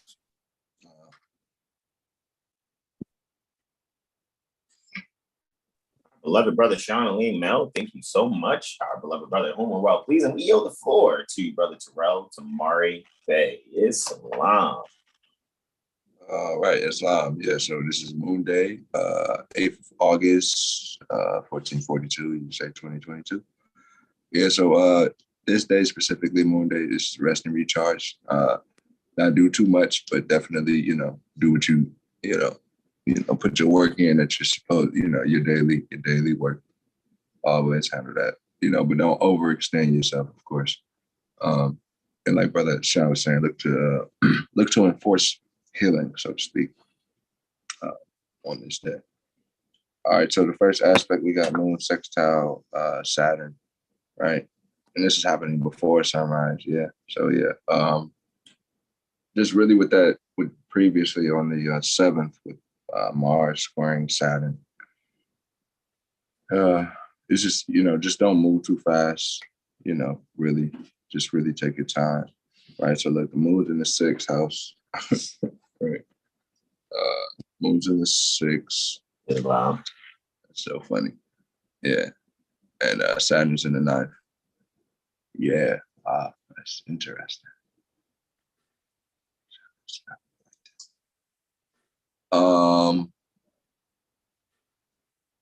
Yeah, so just really Moon in the 6th, Saturn in the 9th. This is the like a reconfiguration sort of thing, like all of the knowledge that you've gained and all the wisdom that you've inherited, so to speak. It's pretty much at this moment it's bringing it down and putting it on paper. So like certain like your favorite quotes or your favorite lines, that you may have learned from certain gurus or philosophers or adepts, so to speak, actual adepts, adepts, for real. Yeah, actual adepts. Yeah, like adepts. Yeah, like, for real ones. Like actual study, like studying, like for real study. Like for real studying, like real adepts that are and they're being loved, being honored. Yeah. Right. They have, they're part of actors' payroll or whoa. Yeah. Whoa. Adepts, real adepts, yeah. Yeah, adepts. Like adepts. Like those like the actual veterans, not child molesting. Yeah. Whoa. Real adepts. Real adepts. Good. We're listening to you. Real adepts. Yeah. It's listening. So specifically, actual, just an example. Like nationality is the order of the day. An adept said that actually, like that was said, for the world to hear and to take heed of. So the just that specifically. Ever, pardon me. Like that's Prophet Noble Drew Ali. Islam. Oh, yeah. So specifically, just that as an example, those things are being, grasped more with more tangibility. It's starting to make sense now.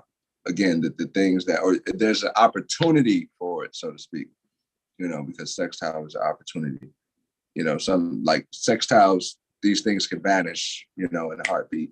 So it's like that opportunity can be there and you can really miss it, so to speak. So this is really the time to really take heed of, those messages that we've been, that have been laid before us. And that's, again, oral statements and prophecies, number 7. That's, I won't even say it. You just go to it if you have it, and take heed of that, because that's an example of literally, really embracing something that's sincere, and it's not based on like clubism or looking to get you to do something for a benefit or a result. It's out of the sincerity of their heart, really loving, to serve humanity at large, and not for like some gain, or I don't know, whatever else the, ego would want other than, look at me. So yeah, that's being eradicated, so to speak. Oh, right? Yes, it is. Dealing with the what really matters, what's really tangible, and what really can feed, humanity at large, rather than, just the look at me show, whatever that's about. Yes, because nationality is the order of the day in harmony with the law of nature. In harmony with the law pertaining to nature. In harmony with the law pertaining to nature, nationality is the order pertaining to the day. All right. So make sure you guys are reading and listening to, if you got to listen or view lectures and stuff, make sure it's real, for real adepts, not adept parrots. Real, actual, think for yourself adepts. You know what I mean? Just please, all righty? Because a lot of people's eyes gonna get wide open on some things, because we already had that theme of these astrologers. We had no, because we have no rear view mirrors on our spaceship. So we're gonna plant seeds, walk away, and we're just gonna wait till your ears catch up to what we've said. We don't speak above your heads. You guys listen below our speech. And with that, I yield the floor. Was that arrogant, Brother Hassan? No, it wasn't. Continue, I yield. Islam. So yeah, more than the 6th house, we're bringing, we're connecting to what really serves us and what doesn't. So then it's Saturn, we're dealing with Saturn, we're bringing the boundaries and the limitations to like, we can see them now. We see that boundaries are just some made up line that we made up, just like the celestial equator or the equator, so to speak. It's all imaginary. However, we did it. Isn't that cool? Right? This is that realization here.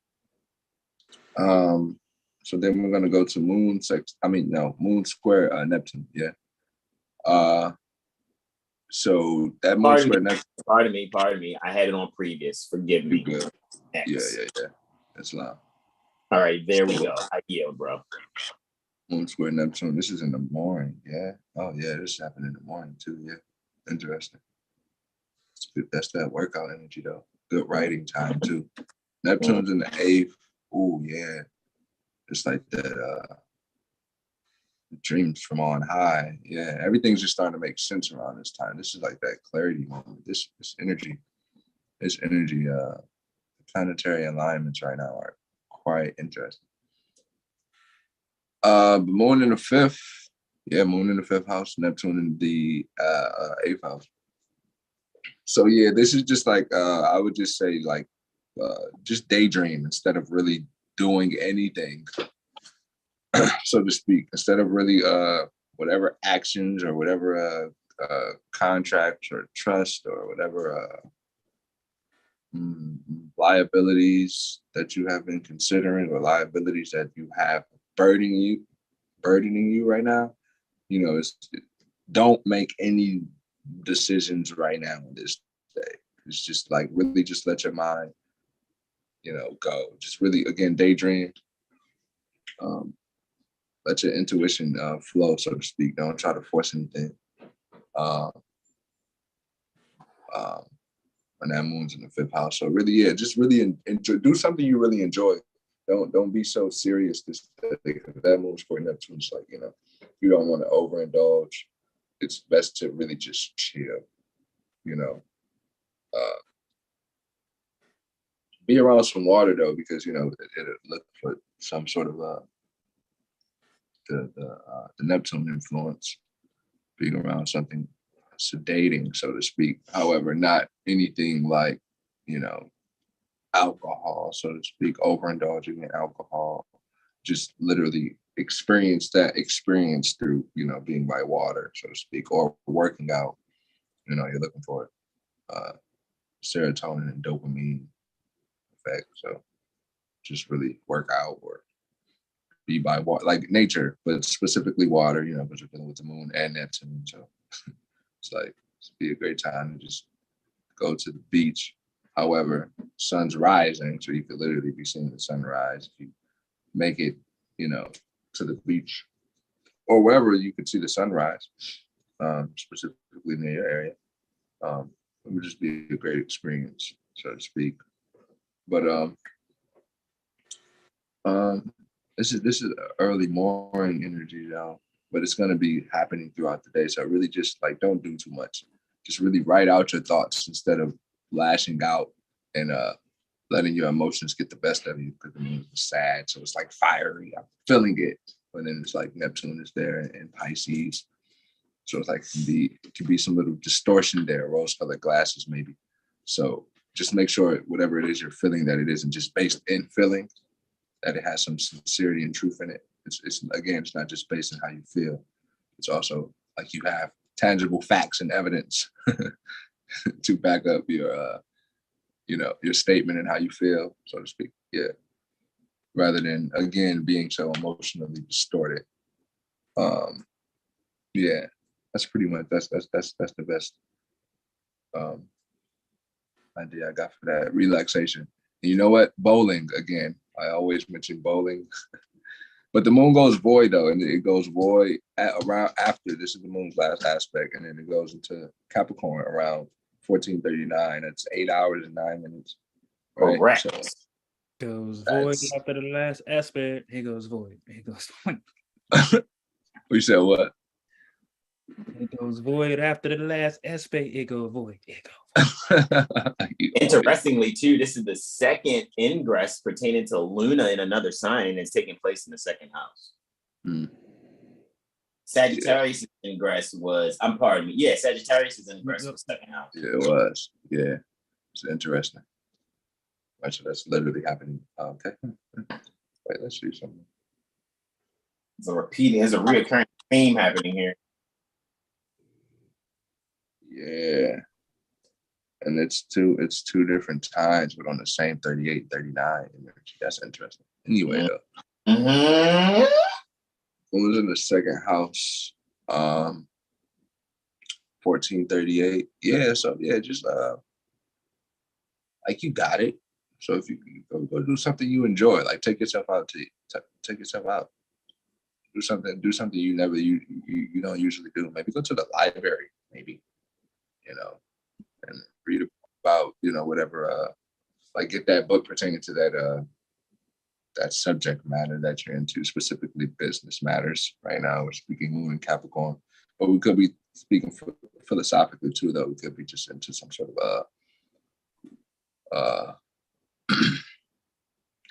what is it? Holy text, right? Could be into some holy text right now too. It's not like business matters, trust law, state law, taxes and whatnot, all of those things, right? Assets and liabilities, like we were speaking on earlier with the moon. Moon opposed Uranus, right? Yeah, in the second house and the 8th house energy, right? So this is here again.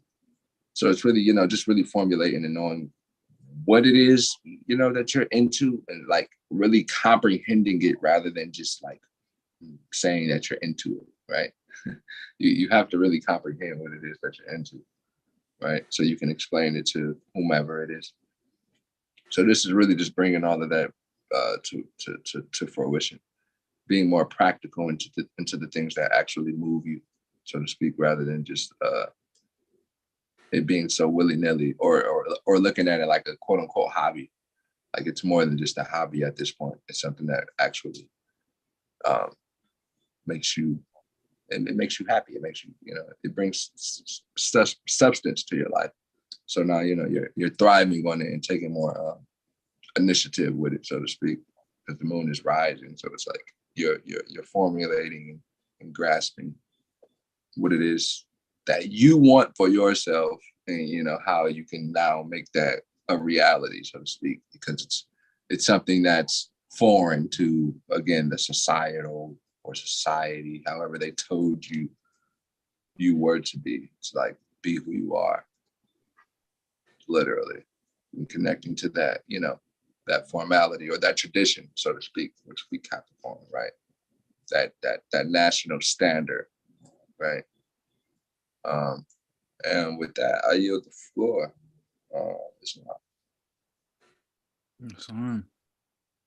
All righty, indeed, it is on and the sun rises at 16 degrees, right? Leo, 50 minutes at 0600, 18 hours and 30 minutes. I love that 693 energy there, man, on that sunrise for the 9th, August 2022, right? All right, so this is one of the greatest days on the planet.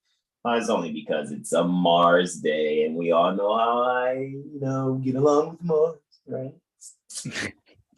So anyway, that's just the insider. We're just gonna just smile, and I keep giving testimony.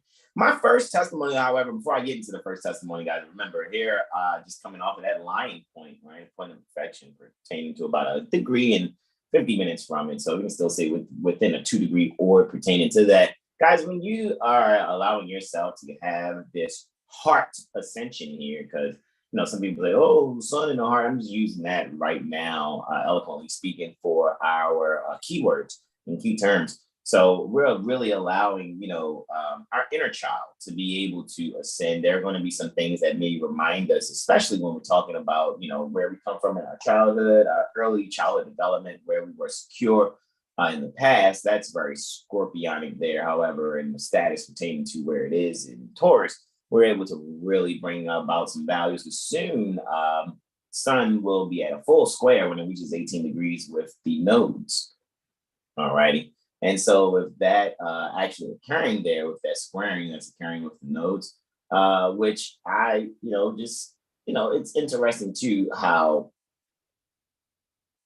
if I was to really, really, really, really, really just continue to look at this, if we go 13 degrees, that'll be one more day, right? Let me see. It's not happening until the 11th, right? That's what I thought. The full moon's not happening until the 11th. And I wanted to just see I want to see that I think it'll still be in orb with the nodes. And what I'm really just kind of getting to right here, guys, there is going to be some type of daydream of some sort that in that daydream, and this has just kind of been the theme pertaining to our testimonies for this cycle. I think a lot of people are really going to see that which they took a stance against, they would like to reconcile, but I think it may be a little too late. And it being late in that reconciliation, we would advise people to get used to the frequency they've allowed themselves to be put back on, instead of committing suicide.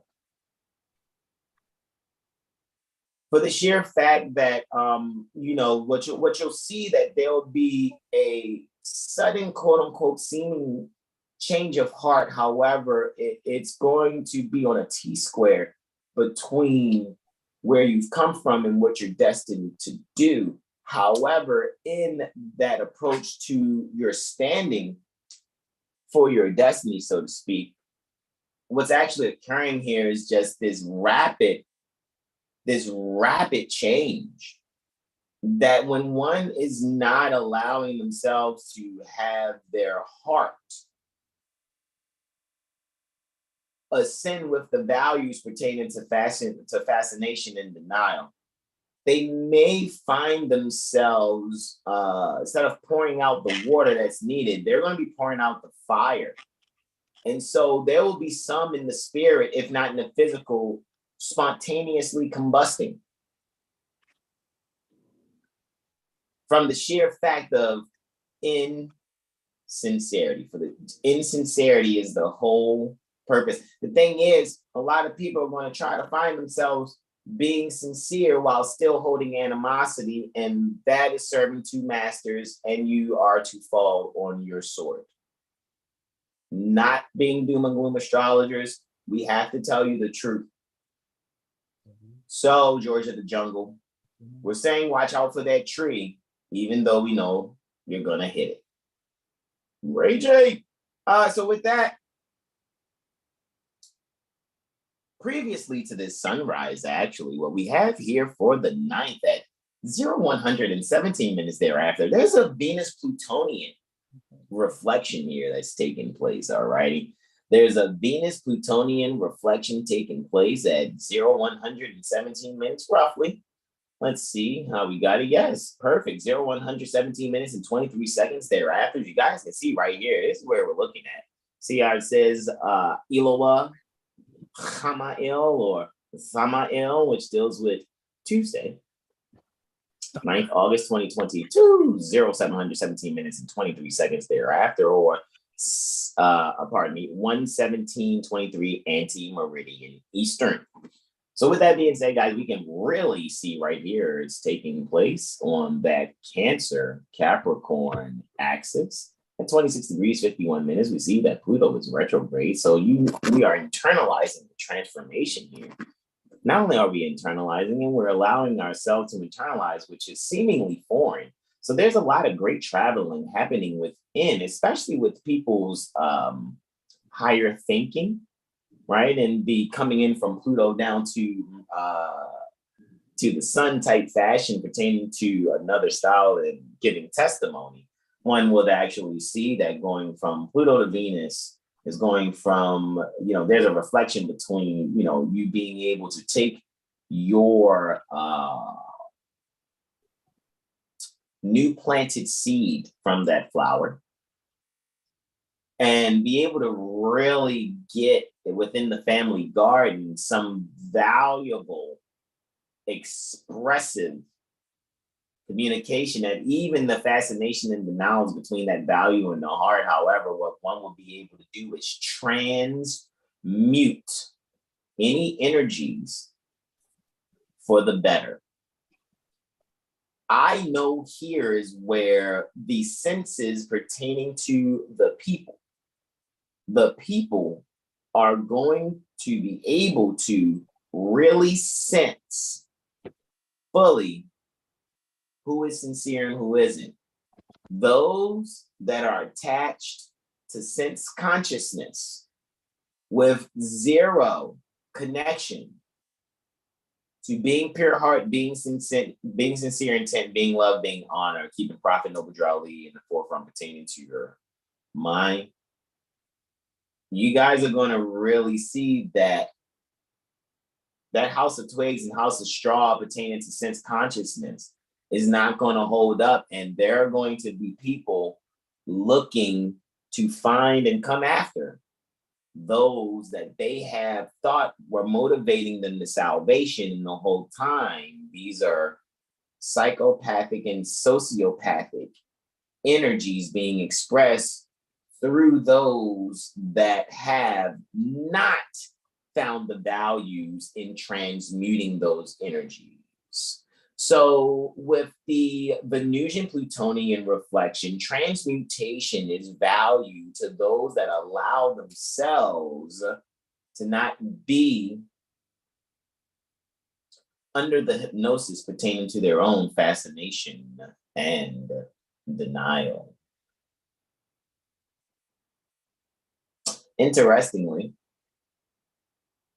with that being said, my next aspect is Luna and Mercury. Now they're having this lunar mercurial trine is, it's just beautiful, guys. There's a means for you to just have this harmony, this, not disharmony. I said this, THIS, this harmony within yourself and amongst others that will actually allow you to really sincerely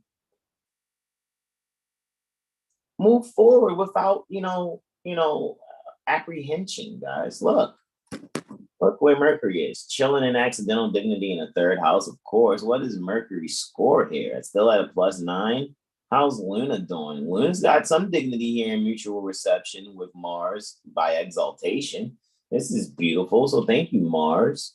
All righty, for being there in Taurus when Luna hits Capricorn, because that mutual reception there, especially being ruled by Jupiter there in Aries. However, Jupiter is ruling its own 10th house. We're really seeing that the way we serve the people, a lot of times when we serve people, even like now, we don't mention, people doing anything and transacting for what it is that we're doing now. We're going to encourage you to get your Mirror AstroLiteracy session by either Brother Terrell Tamari Bay, Brother Corey Bay, or Brother Sean Alim Mel. All righty. So the brothers are pertaining to the 7HealStar Astrology Firm. And, pretty sure, you guys wanted to get a more Latin style reading. Senior Jackson Bay is providing that, as you guys have seen him sharing the Astro Aura Cubes in Moorish Latin on our Astrology Street, All Rights Reserved YouTube channel also for your little ones.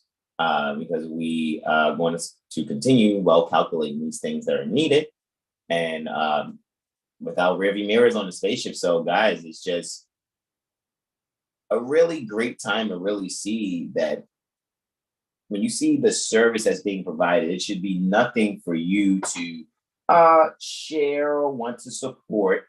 You can make your references for people to come to 7HealStar Astrology. And I get it, we're a luxury. And that luxury is really being able to, deal with the spirit in which we bring. All righty. And usually those that can listen, they're listening up to our speech. They're the ones that have that that high maintenance taste or whatever. These are probably the people that get Aston Martins to have as a land conveyance, or or Ducati as their motorcycle choice. So, if you like, Maseratis and Ducatis, then you're definitely you're going to be coming to 7HealStar. Even though, the eleemosynary tuition for the Mirror session is 153 units in lieu of lawful money via the Cash App. What you'll be able to really see is that is nothing compared to what you're going to really get. However, some people's minds may not be prepared for such a luxury. However, it is your destiny and birthright, and you are to have it. You must have it because it's your birthright. However, the eleemosynary tuition is for our energy to be respected, for us to exchange those things, unless you have the list of things that we would need for ourselves, and then therefore we can barter if you would like. The only thing I would be probably interested in bartering, probably considering distance, is we'll also take 153 silver dimes pre-1964. I'm serious. So with that being said, we're really looking at this here, guys. And when it comes to this service, like here, you'll really be able to go in your home, really find some things that are detailed, and really get active in how you're going to bring out and bring about really establishing some things. You might silence is golden too here. To be very frank with you, sometimes what you're not saying will be communicated even louder. So you could say what you are saying.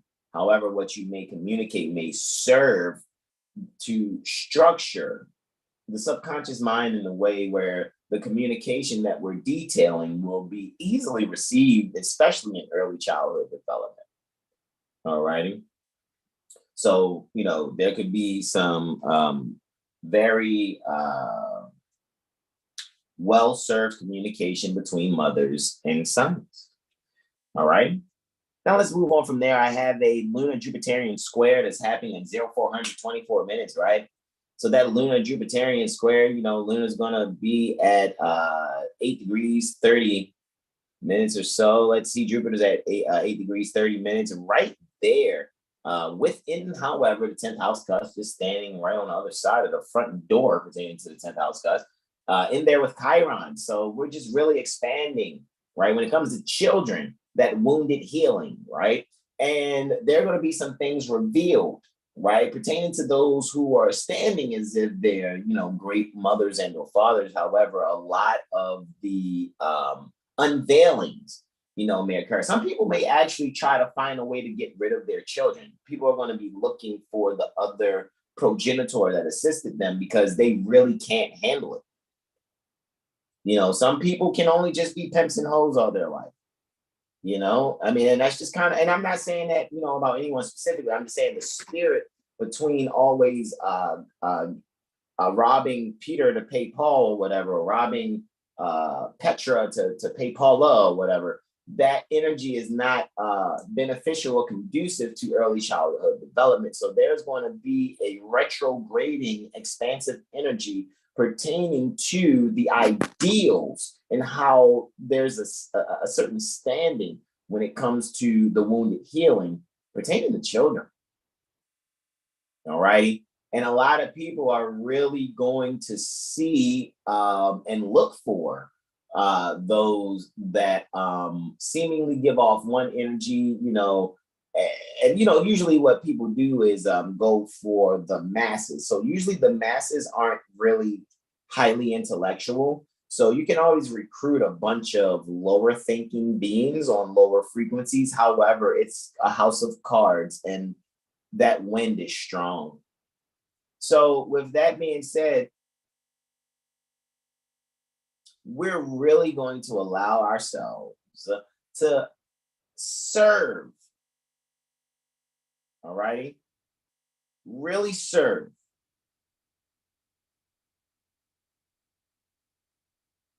The children.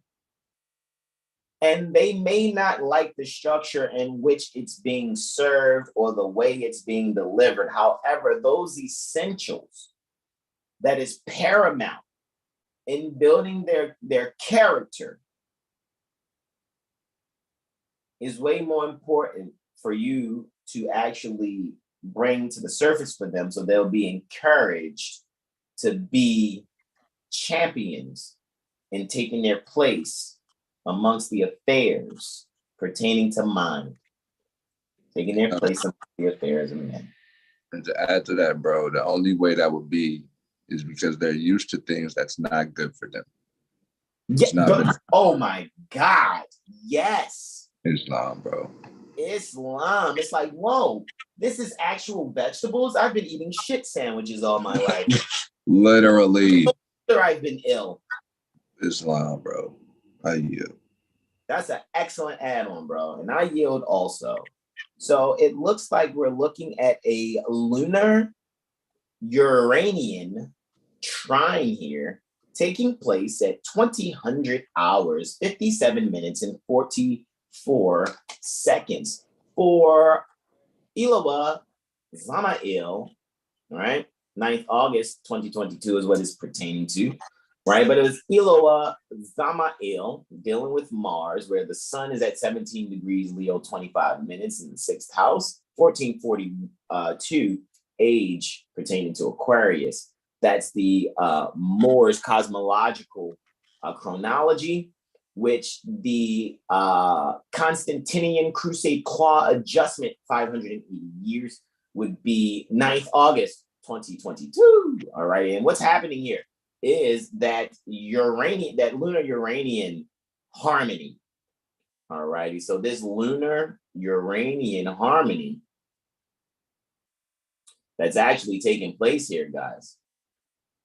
Very beautifully, too.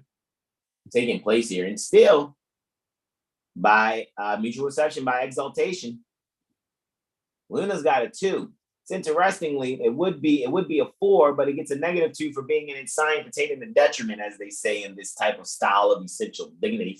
However, we're not doing gloom astrology, so I just kind of look at the tendencies of what some things are and still just allow my intuition and insight to bring forth that which we give testimony. So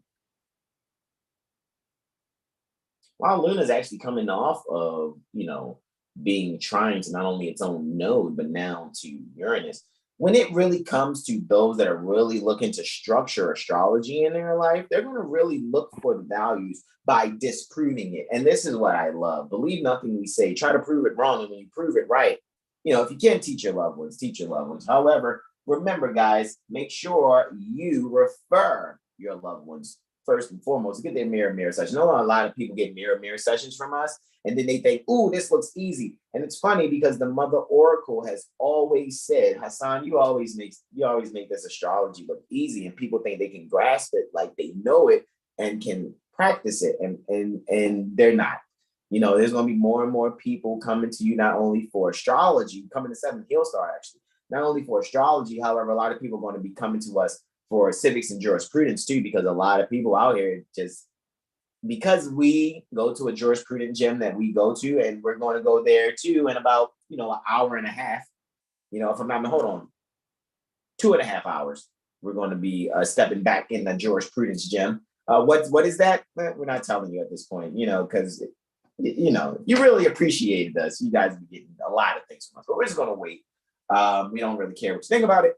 However, with that being said, what we're going to do is make sure that we're doing that, and we're going to keep bringing you what it is that you need or whatever, because we even see those that are in the astrological gym, they're really not at the proficiency like us and those that run the astrological gym. So it's just like, wow, man, you can really see, man, that some people are just probably not going to make it. All right. And it's all good, man. You know, there's only 7 sages every age. So anyway, you know, and, you know, those that are true and faithful, you know, Prophet Noble Ali has already expressed how it's going to be fingers left over on that one hand. However, on that one communication, right? On that one thought, right? It's like, man, I'm going to have fingers left over. So with that being said, guys, really allow yourself to find some harmony between that which seems like the values and how you stand amongst your peers, and how you're going to really creatively bring about a radical change, an active radical change in how you're going to move forward. However, you're going to have to go within and really see what is it about your subconscious mind. Well, you have to go and till that ground, so to speak, within yourself, and go into that secret garden within and really till that land so you can transform and really grow from that. Because this is a death and rebirth kind of trine. I know, right? Why? Because of Pluto there in 11, the retrograde. Sort of, kind of, there's a theme that's actually happening here. And with actually noticing that theme, Saturn's in the 12th, and it's freaking joy at the astrological degrees within the astrological area. Right after Saturn rise, Lunar is here. So we can completely see that dispositing for Luna and dispositing for Uranus are the two quote unquote malefics. However, Mars is in mutual reception with Luna by exaltation. Hey, looky, Astro Cookie, and both of them are in signs they don't do too well in. There's a negative under detriment for both Luna and Mars. Their scores would be higher. However, where's Saturn at with that +7? That's really having some pure say-so over the bad spirit. So those of you in bad spirit, when it comes to astrology, I'm telling you, you're being cleansed, you're being washed. Some of you may be washed physically away from the planet. Respectfully. We don't want that for anyone. However, the decisions that you make, your subconscious mind will not allow you to transmute those energies in harmony. So the radical change may be the stop of some lifeline, if not the breathing. We trust that you guys will find exactly what it is that you can do to better those things so that you can allow yourself to thrive in your lives instead of, you know, just wanting to see the world burn and hoping that's where you get your joy from, right? Saturn in bad spirit in its joy, right? That protection is solid and it's up. However, I yield the floor to my beloved brother, whom I am well pleased, Brother Sean Alim. Now, Brother Terrell, you got the controls. I'm going to go and use the laboratory. All righty? And I yield the floor to my beloved brothers, in whom I'm well pleased. And I can still hear y'all. All righty? Islam. Looks like we'll end it out with 5 aspects. Okay. Okay. Okay.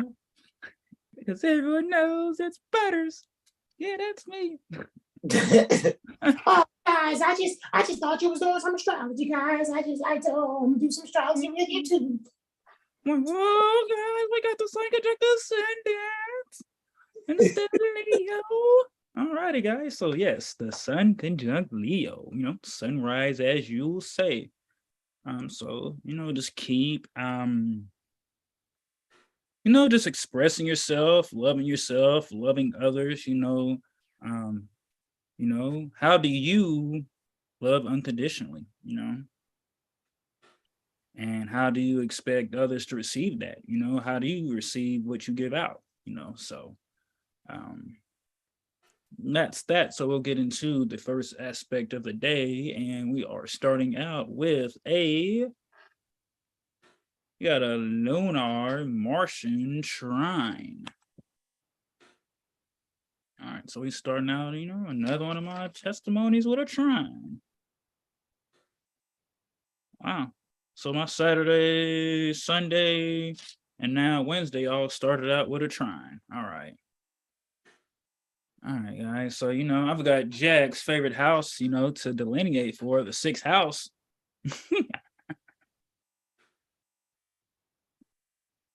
All right, so we got Luna in the 6th, 24 degrees, still transiting Capricorn, and we have Mars at 24 degrees Taurus. All right, still in the 10th. So we have a 6th, 10th house. So we know 6th house. Well, if we know, well, if you don't know it, now you know. 6th house deals with, health, service, pets. 10th house, career, your status, your long-term goals. All right. All right, so this is some harmonic inner being action. So when it comes to your home, your career, and just your service and your health, you're really feeling a kind of way about it. So how do you feel about it? How can you put that into action so that you can valuably and self-worthily, bring a death and rebirth process, or the tarot card, if you like those, could be, the Tower moment. Or, even just the death card itself, right? There's like a death and rebirth process going on here. And now your emotions and your drive are at peace or at one.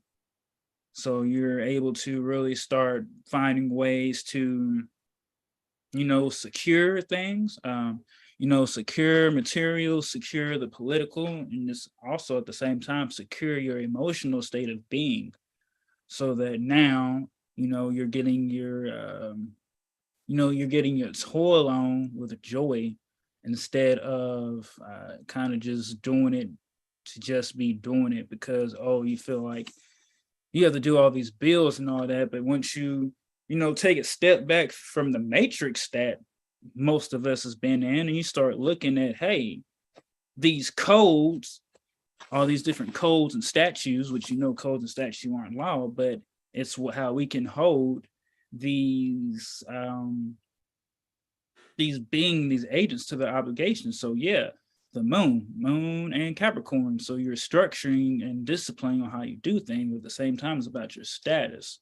And with Mars being in where, Saturn loves to rule, right? You're able to just find new ways to secure things and to not be, in an irresponsible way, but, to do it to bring comfort to yourself and your loved ones and also for the collective. And that's being shined upon you. How can you do that? Also, how can you work with others, whether it be within your groups, your career, but it's all going to come, the light's going to come to yourself, identity and how you approach. So this might be an opportunity to take this harmonious energy and reinvert that into your approach, make any necessary steps and adjustments and just let it shine. And I'll yield for that lunar Martian trine. All right, just so, taking action on your emotions and intuition in a harmonic way to secure your valuables and possessions. I'm going to say this to Brother Corey one time, taking things out the public and putting it in private so that when you deal with these beings, the question is, why are you talking to me? Are you talking to me? Did I give you consent to talk to me? No? Okay, move along. All right, so let's keep going, guys. All right, so next up we have a lunar Neptunian sextile, all right? So I know I delineated for a trine for that, yeah, on Saturday. So there was a trine Saturday, so there was a harmonious energy, but now we're kind of back around to a growth opportunity. So now you can take what you did Saturday and, what was harmonious, what worked. And now with, another cycle coming through with this sextile, this growth opportunity energy. Oh man, sixth house again, brother Jab. Yeah. So now y'all are able to, take what worked, and now it's a growth opportunity. So now you're taking what didn't work and you're seeing what worked. And now, so you got sixth house and eighth house. So now you're able to transform your service and how you organize, right? What are your home goals? What are the goals for your home? What are the goals for your service? And then how can you, how do you learn from that? Do you go and meditate, or do you just lock yourself away from everyone? What works best for you? Or, or talking to your group. So now with this, you're able to you're able to transform on all the things that you've done before. So this is a self-undoing transformation.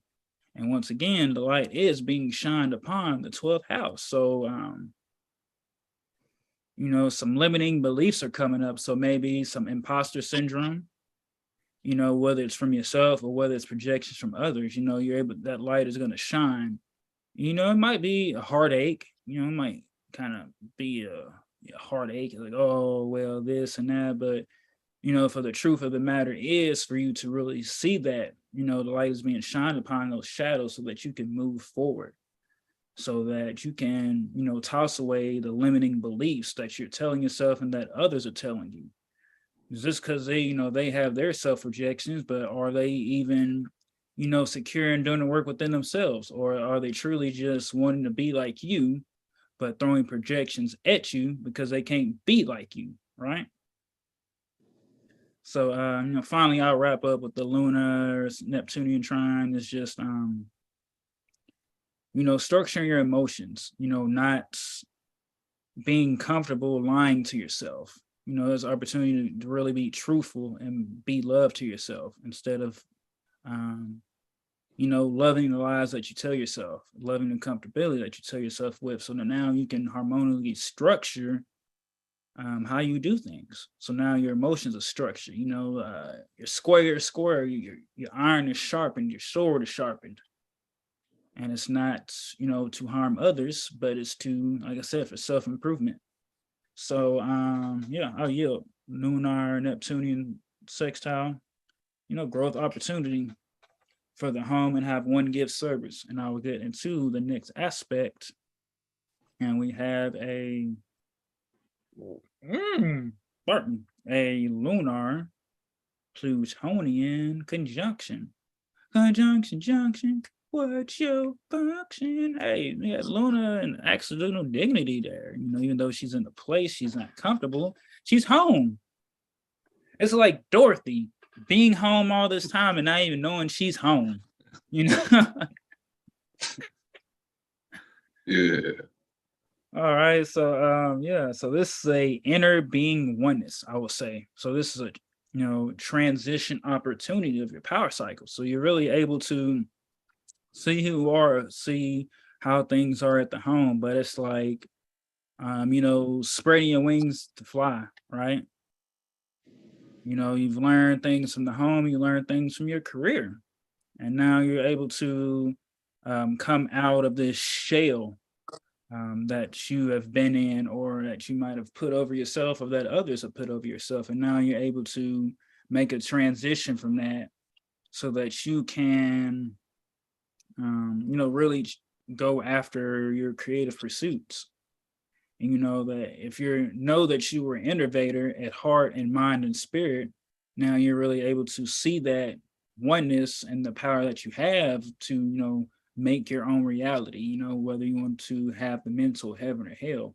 Now you're able to be that and just go forward without letting others, throw limiting beliefs on you.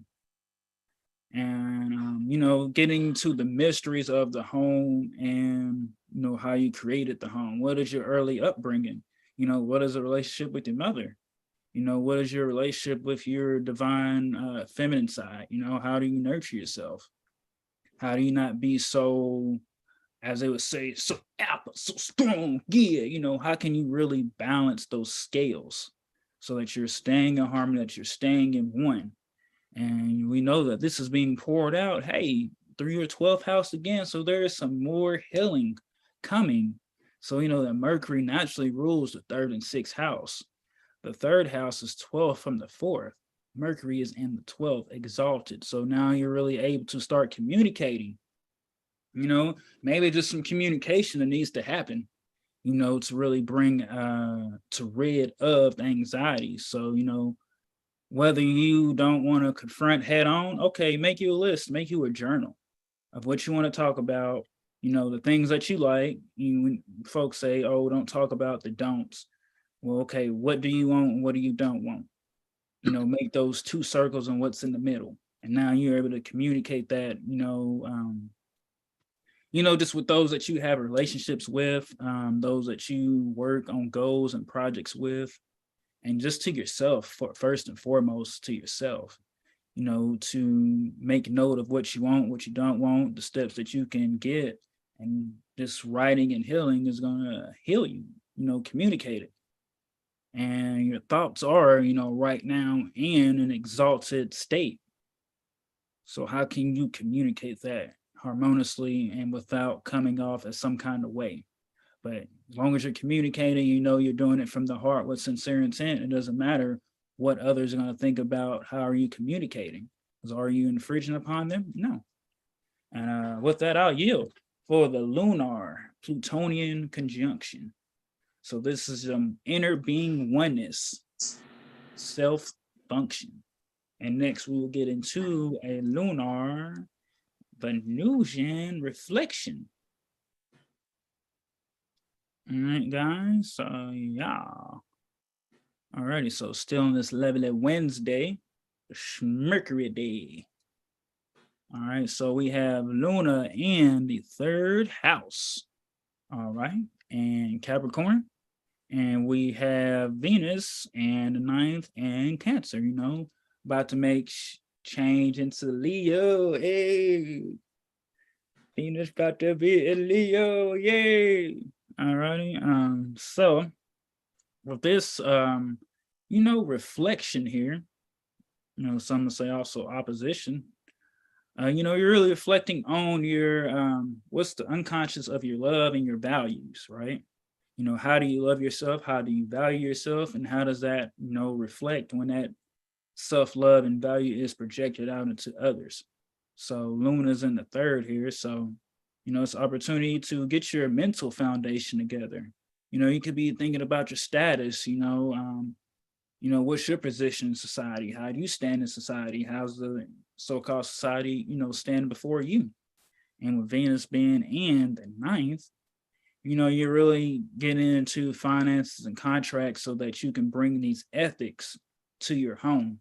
You're getting back into the, constitutional law, which seems foreign because most of us, was trained up in that code, regulation, statutes, and ordinances matrix. But now you're really reflecting on that because you're starting to see that it's not, aligning with your goals. It's not aligning with the true structure and the true nature of law.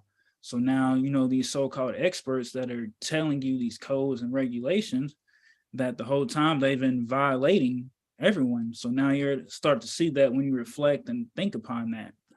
And let's see, Mercury Mars rolling over that. So now, look at that. Wow, we got Mars in the 7th house. So yes, not only are you reflecting on your mind and just what's foreign to you, but your just your self identity, your drive is coming through the partnerships, or it's coming through the contracts that now a lot of folks starting to wake up about the nature of contracts that they, thought they was doing something in iron, but now they're starting to see that they were transacting in their minor, mind state. Now they're seeing the values of, hey, but I'm really seeing what the contracts truly are and what they're not. So now when I am going to go about contracting, I'm seeing the values and I'm going to do it the right way with that, because we know that Mars is ruling the ascendant. The ascendant's in Scorpio.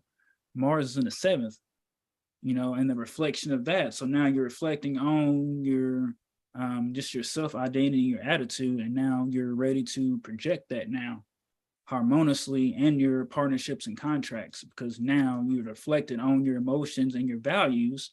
And it's like you rejected a lot of things that was foreign to you, or that was only foreign to you because you're only brought up in a certain mind state and upbringing. And now you're starting to have these talks even with your neighbors, or just at social events. It's like you can't help not to relate. Because why? Because everyone can relate, because there's no separation between law and religion. And now everyone, so-called pays these bills and pays that, but now they're seeing the value of really learning and studying, not just buying packages, so they don't have to deal with it, so they can really truly see it for themselves. So, and I'll yield for that. Lunar Venusian reflection, and Luna will be going void of course for 2 hours and 6 minutes after this aspect. So, no major purchases during this 2 hours and 6 minutes. And then I will get into final aspect, right? And what do we have? We have Luna. It's the second house again. Y'all. So once this is some values. This is values to the fullest here. We're not just saying this to project and kind of make you think a kind of way. We're just saying what we see, but also what we feel. Once again, this is a trinity. This is the third ingress into the second house of values. And now that Luna is now in Aquarius, that Luna rules the home. So this is some home hopes and wishes here. This is some group talks on how to improve themselves and how to take that, once again, to the home. And also dealing with affairs. So like I was saying before, you're seeing all these different things on the internet about all these different processes and everything else, but you have to just kind of take note that, not everything is true, but there's always some truth to it. But most won't give you the recipe, they give you the recipe, but leave something out, like a major key. It's like, if you're going to make some spaghetti, you can't make spaghetti without the noodles. So, shout out to Brother Corey. We don't sell packs, homie, we study. So you're really able to start learning how to contract within your groups and friends, and that, what we do on a daily is bigger than us, even though it might not seem like it. But once you can just take a step back from your emotions, take a step back from the matrix that we've thought we've grown up in and that we thought was to be true, and you start having these mental dialects and these conversations, or just coming across information that's going to challenge how you see things. Yeah, you might get a little emotional, but hey, don't really get too emotional. Let it feel, but really stay on the mental intellect of it. And, because if you want to do these things for the future, what are your hopes and wishes? Are they in alignment? Are they with what you truly want? Are they, helping humanity uplift themselves? Or is it just for personal ego gain? You have to ask yourself that, and Mars is still rolling up the ascendant.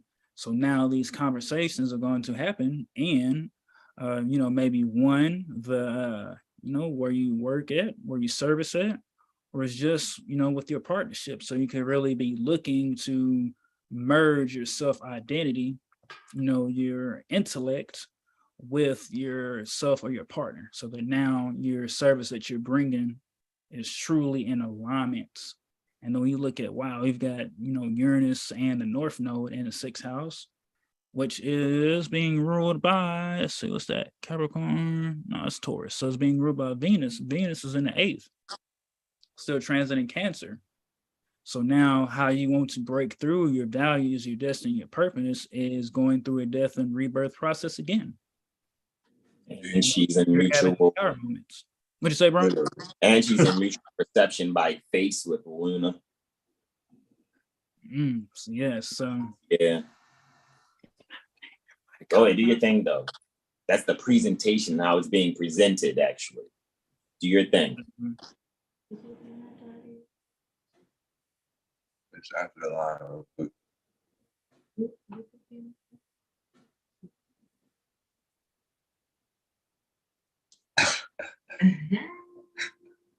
Hey, yo. What? What'd you say? I didn't say nothing. I mean, I hear this. I mean, you done. Oh, bro, he answered the line real quick. Yes, what? He answered the line real quick. He on the line. Oh, okay. Well, look, and continuing, just let me add, if I can. Go ahead.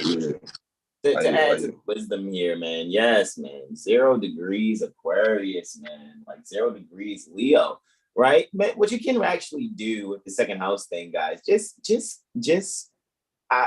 you're just coming off with your subconscious mind with Pluto there, alrighty? So there's some things that I have to transform. There's a death and rebirth within, and you got to really adjust your values. You know what I mean? Because I think some people are going to learn values through getting spanked by the universe, right? They're thinking they're going to be slick or do things a certain way, and it's just not going to go their way until they continue to be sincere.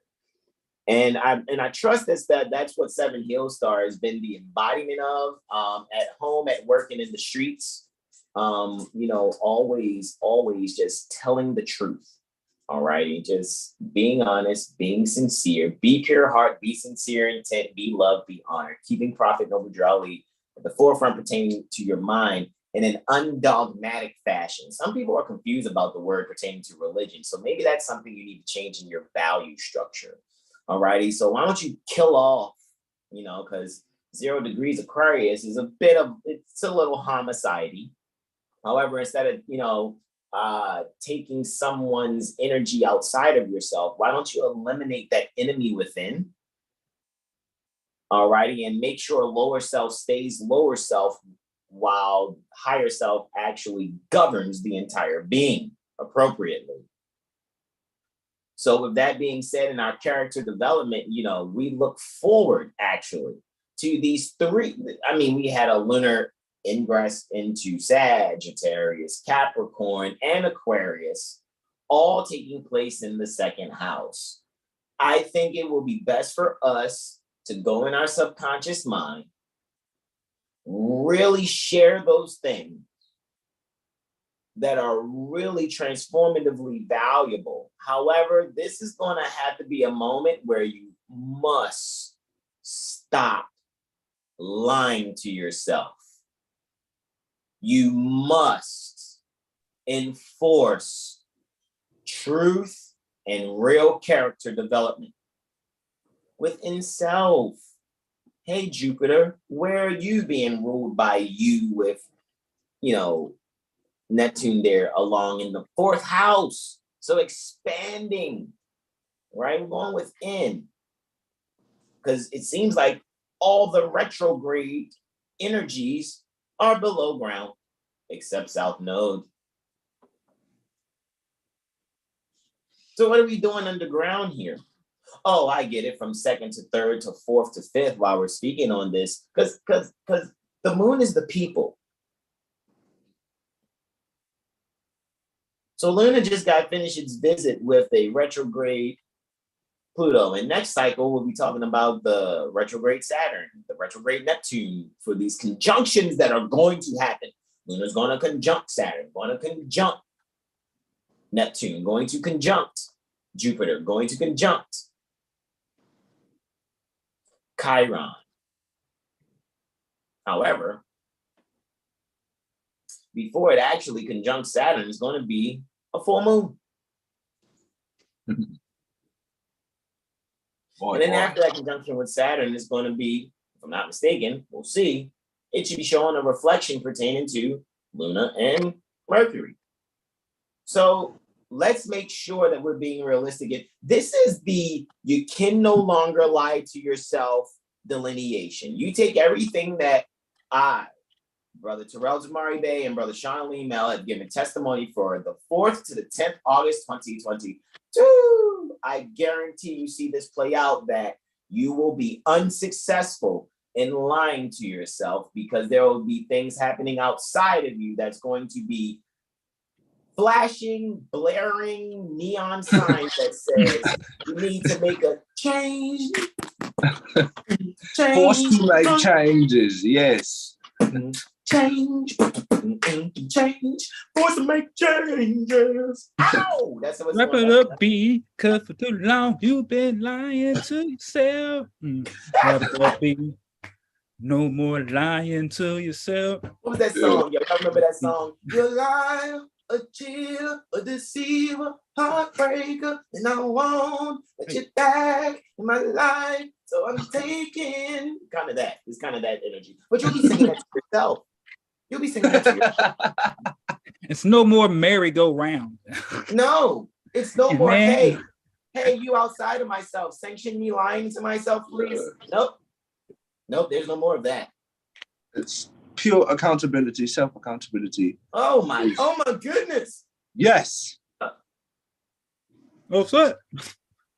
I know, right? Can you see by the dawn's early light?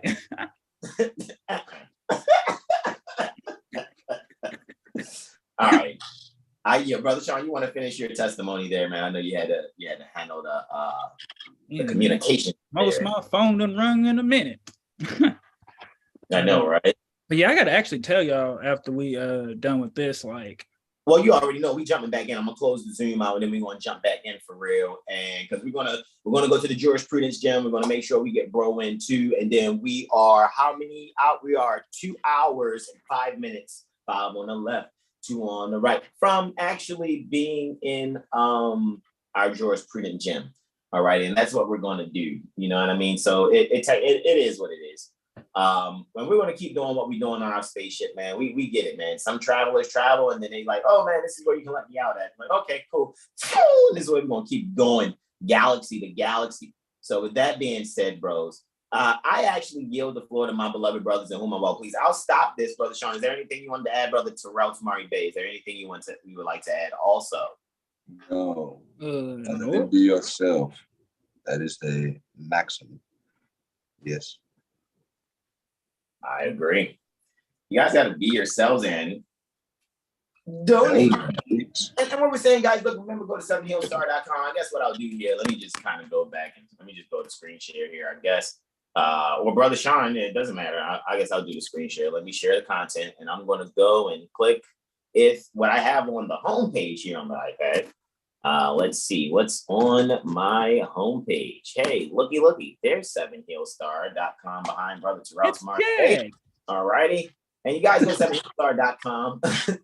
Welcome to 7HealStar.com. Subscribe now to receive free weekly gifts and study materials directly to your inbox. All right.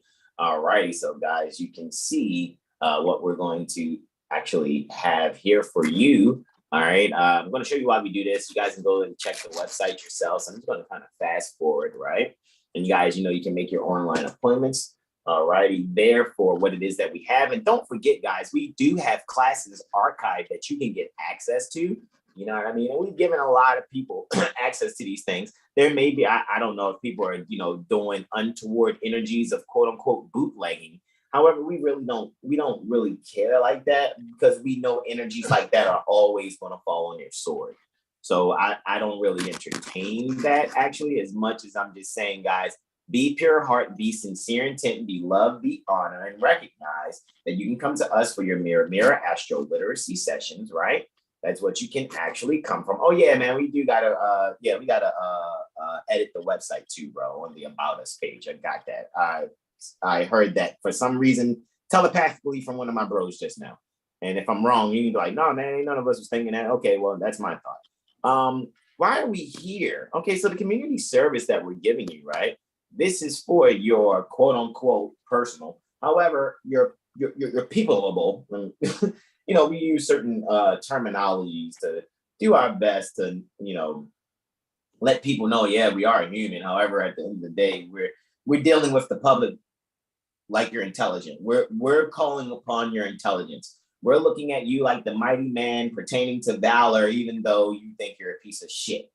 So what we're saying here, what we're doing when we give our community service every Monday, Wednesday, and Friday, especially Wednesday. Wednesdays are for you to get a hold of your own full year 7HealStar Astro Calendar and Transit Reports. And shout out to those Moors out there that do consistently, you know, even though they don't get it all in one lump sum, they get it in 3-month increments. So I do allow certain people to do the 45, 45, 45, 45 type of energy-ish, sort of. However, it's really beautiful. But those were the ones that were doing the prototype stages. So we're past the prototype stages, guys. And really what it is that we have and what it is that we do, guys, we will make sure you have what it is that you need. So just, you know, get to know 7HealStar. Get to know Brother Hassan Ghazi Obey for yourself. Get to know Terrell Tamari Bay for yourself. Get to know Brother Corey Bay for yourself. Get to know Brother Sean Alim L for yourself. All right. So that you guys can really see that despite whatever, you know, public opinions, right, are out there, what you'll actually see is we have our own mind, because all we do, all 7HealStar, what separates us apart from everyone else, after being pure heart, being sincere intent, being love, being honor, keeping profit, noble drily at the forefront pertaining to our minds, we're just following instruction. And provided we make any miscalculations or mismeasurements, we have no problem with being just as loud about our mistakes as we are about our accomplishments. If I'm lying, bros, I stand to be corrected before our peers in the gates. I concur. Yeah, no correction needed. All righty. So with that being said, let's go here, guys. Get your mental magician reports from Brother Sean Alim L. Brother Sean Alim L is also certified to do the Mirror AstroLiteracy sessions also. However, Brother Sean has been, I mean, just really putting a lot of things together. And like I said, no disrespect, it's like it's looking cluttered. No, it's not that. We want to probably get things done a little different. And I told you guys, once we get to the end of our scholarship, our International Professional Astrology Scholarship program or event or whatever, conferencing, because the last class is the last Monday in August. I think it's August. Well, I think it's going to be August 22nd, I think. Sam's got it for. And then after that, guys, we're going to go through a complete revamp. So these things will still be here or whatever. We're just going to probably just kind of make the website look a little different, just a little bit. I still like that that purity background there. Right? White means purity. Purity means God. God is the ruler pertaining to the land. Right? So just would like to have that there also.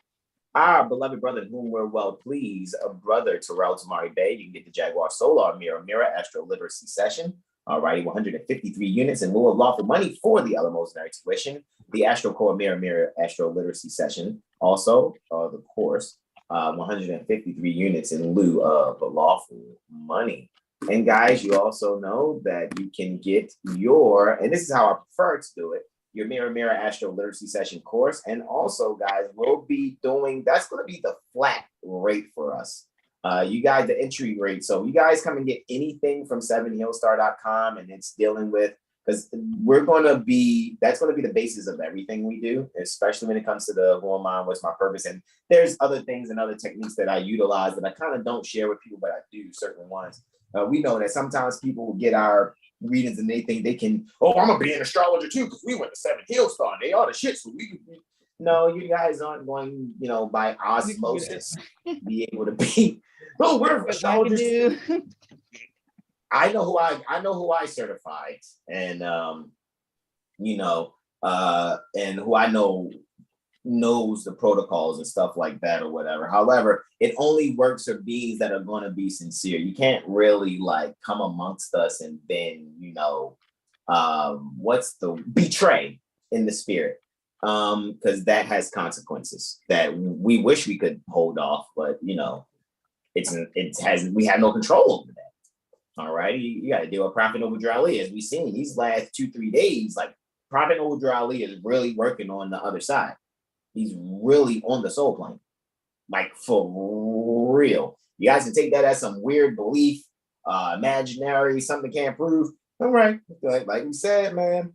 Like we said, the testimonies we just given for this cycle almost doesn't count. That's all I'm saying.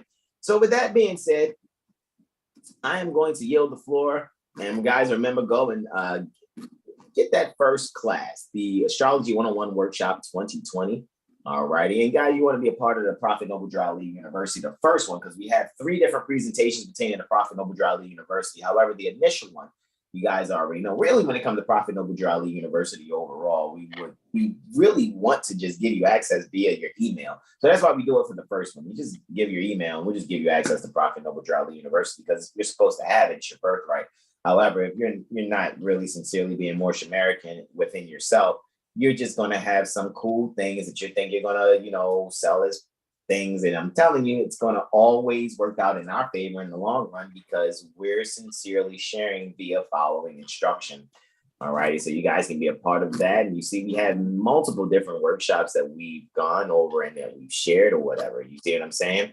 So with that being said, guys, if you get some astrology things that's from 7HealStar, but you didn't go through Brother Terrell, Brother Corey, or Brother Sean, right? And I'm going to say this one more time. These are the only people that should be officially giving anything pertaining to 7HealStar. So if you know, you come to us, hey man, I got this from so-and-so. If I don't hear Terrell Tamari Bey, Hassan Ghazio Bey, which is me, so of course I know you get it from me, Corey Bey or Shaunaline L, then I cannot sanction where you got that from. That is somebody who is in violation of really some things that we've agreed upon collectively in all these classes. If anyone was to take these classes, you'll hear the rule. The rule is keep it to yourself for you and your loved ones at home, you know? But however, you know, sometimes people come to us and tells us things. Some people think that their loved ones is really their loved ones, but, you know, sometimes they'll let us know that their loved ones is not really being on the up and up. They'll be like, hey, yeah, my people's is doing this, but brother, you know, I think, you know, oh, okay, good. No wonder people started acting certain ways. But it's all good, guys. We're not tripping because we get it. You know, even when we came within the international astrological community, people were like, you know, they were trying anything from trying to comprehend what we're saying, trying to say we're separatists or whatever they were saying. And what we realize is we're the best. Not because we're trying to be. It's not even our ambition to be. We're just following instruction, and we see following instruction, being pure heart, being sincere intent, being love, being honor, keeping Prophet Noble Drali at the forefront of your mind makes you the best, especially when you follow instructions after those prerequisites. I'm telling you, people can't fake just because they regurgitate. They just. Hey, whoa! Can you say that again? What, you can't beat me here? That's when people really comprehend that for real, not just mimicking it so they seem adept. And I'm telling you, bro. Okay.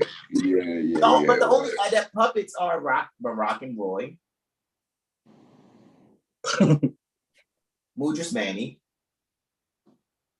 Candy Raphael, which is the first time I've ever seen any mother of any kind of energy in a purple and gold tassel fez, which, you know, you guys ever see anybody in a purple and gold tassel fez? They're only mimicking what's puppet. Okay, so with that being said, then after that, how can I forget Potentis Rhea? Those are the only adept puppets that I know. Anything else is just parrots. Untrue and unfaithful parrots. Don't take what we're saying. Please believe nothing we say. Get your experience and just let us know how it feels. There are some spiritual band-aids in the spiritual when you need them. I think it's next to the spiritual antiseptic.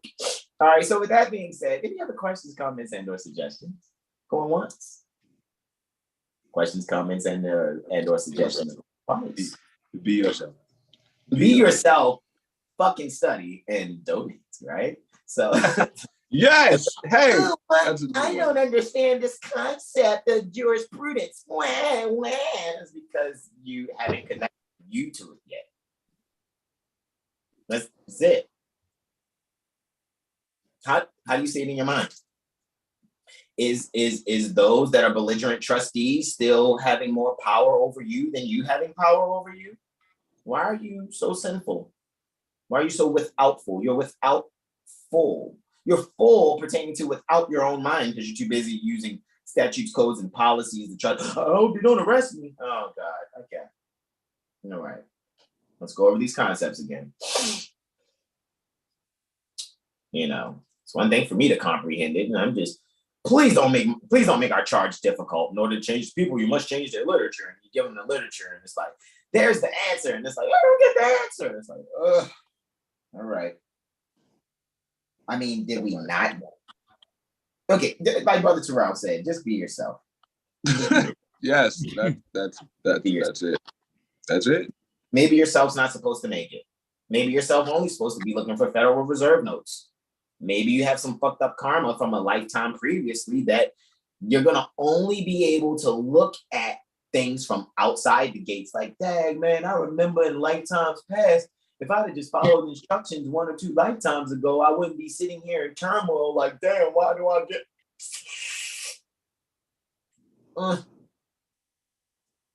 It's not our fault we're not comprehending it for you. Anyhow, to my beloved brothers in whom I'm well pleased, I'm going to close Zoom and reopen it for us to come back in.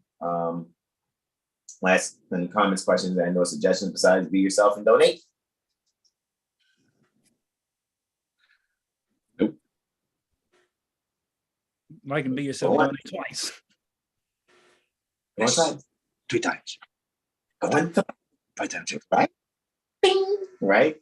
All righty. I'm going to put my pen inside my pen tablet holder here, and I'm going to say namaste to you all. Namaste, namaste. Islam, Islam, Islam.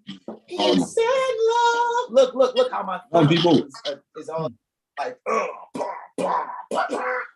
no, it looks like how Prophet Noble Ali looks on the Divine Constitution and bylaws. Well,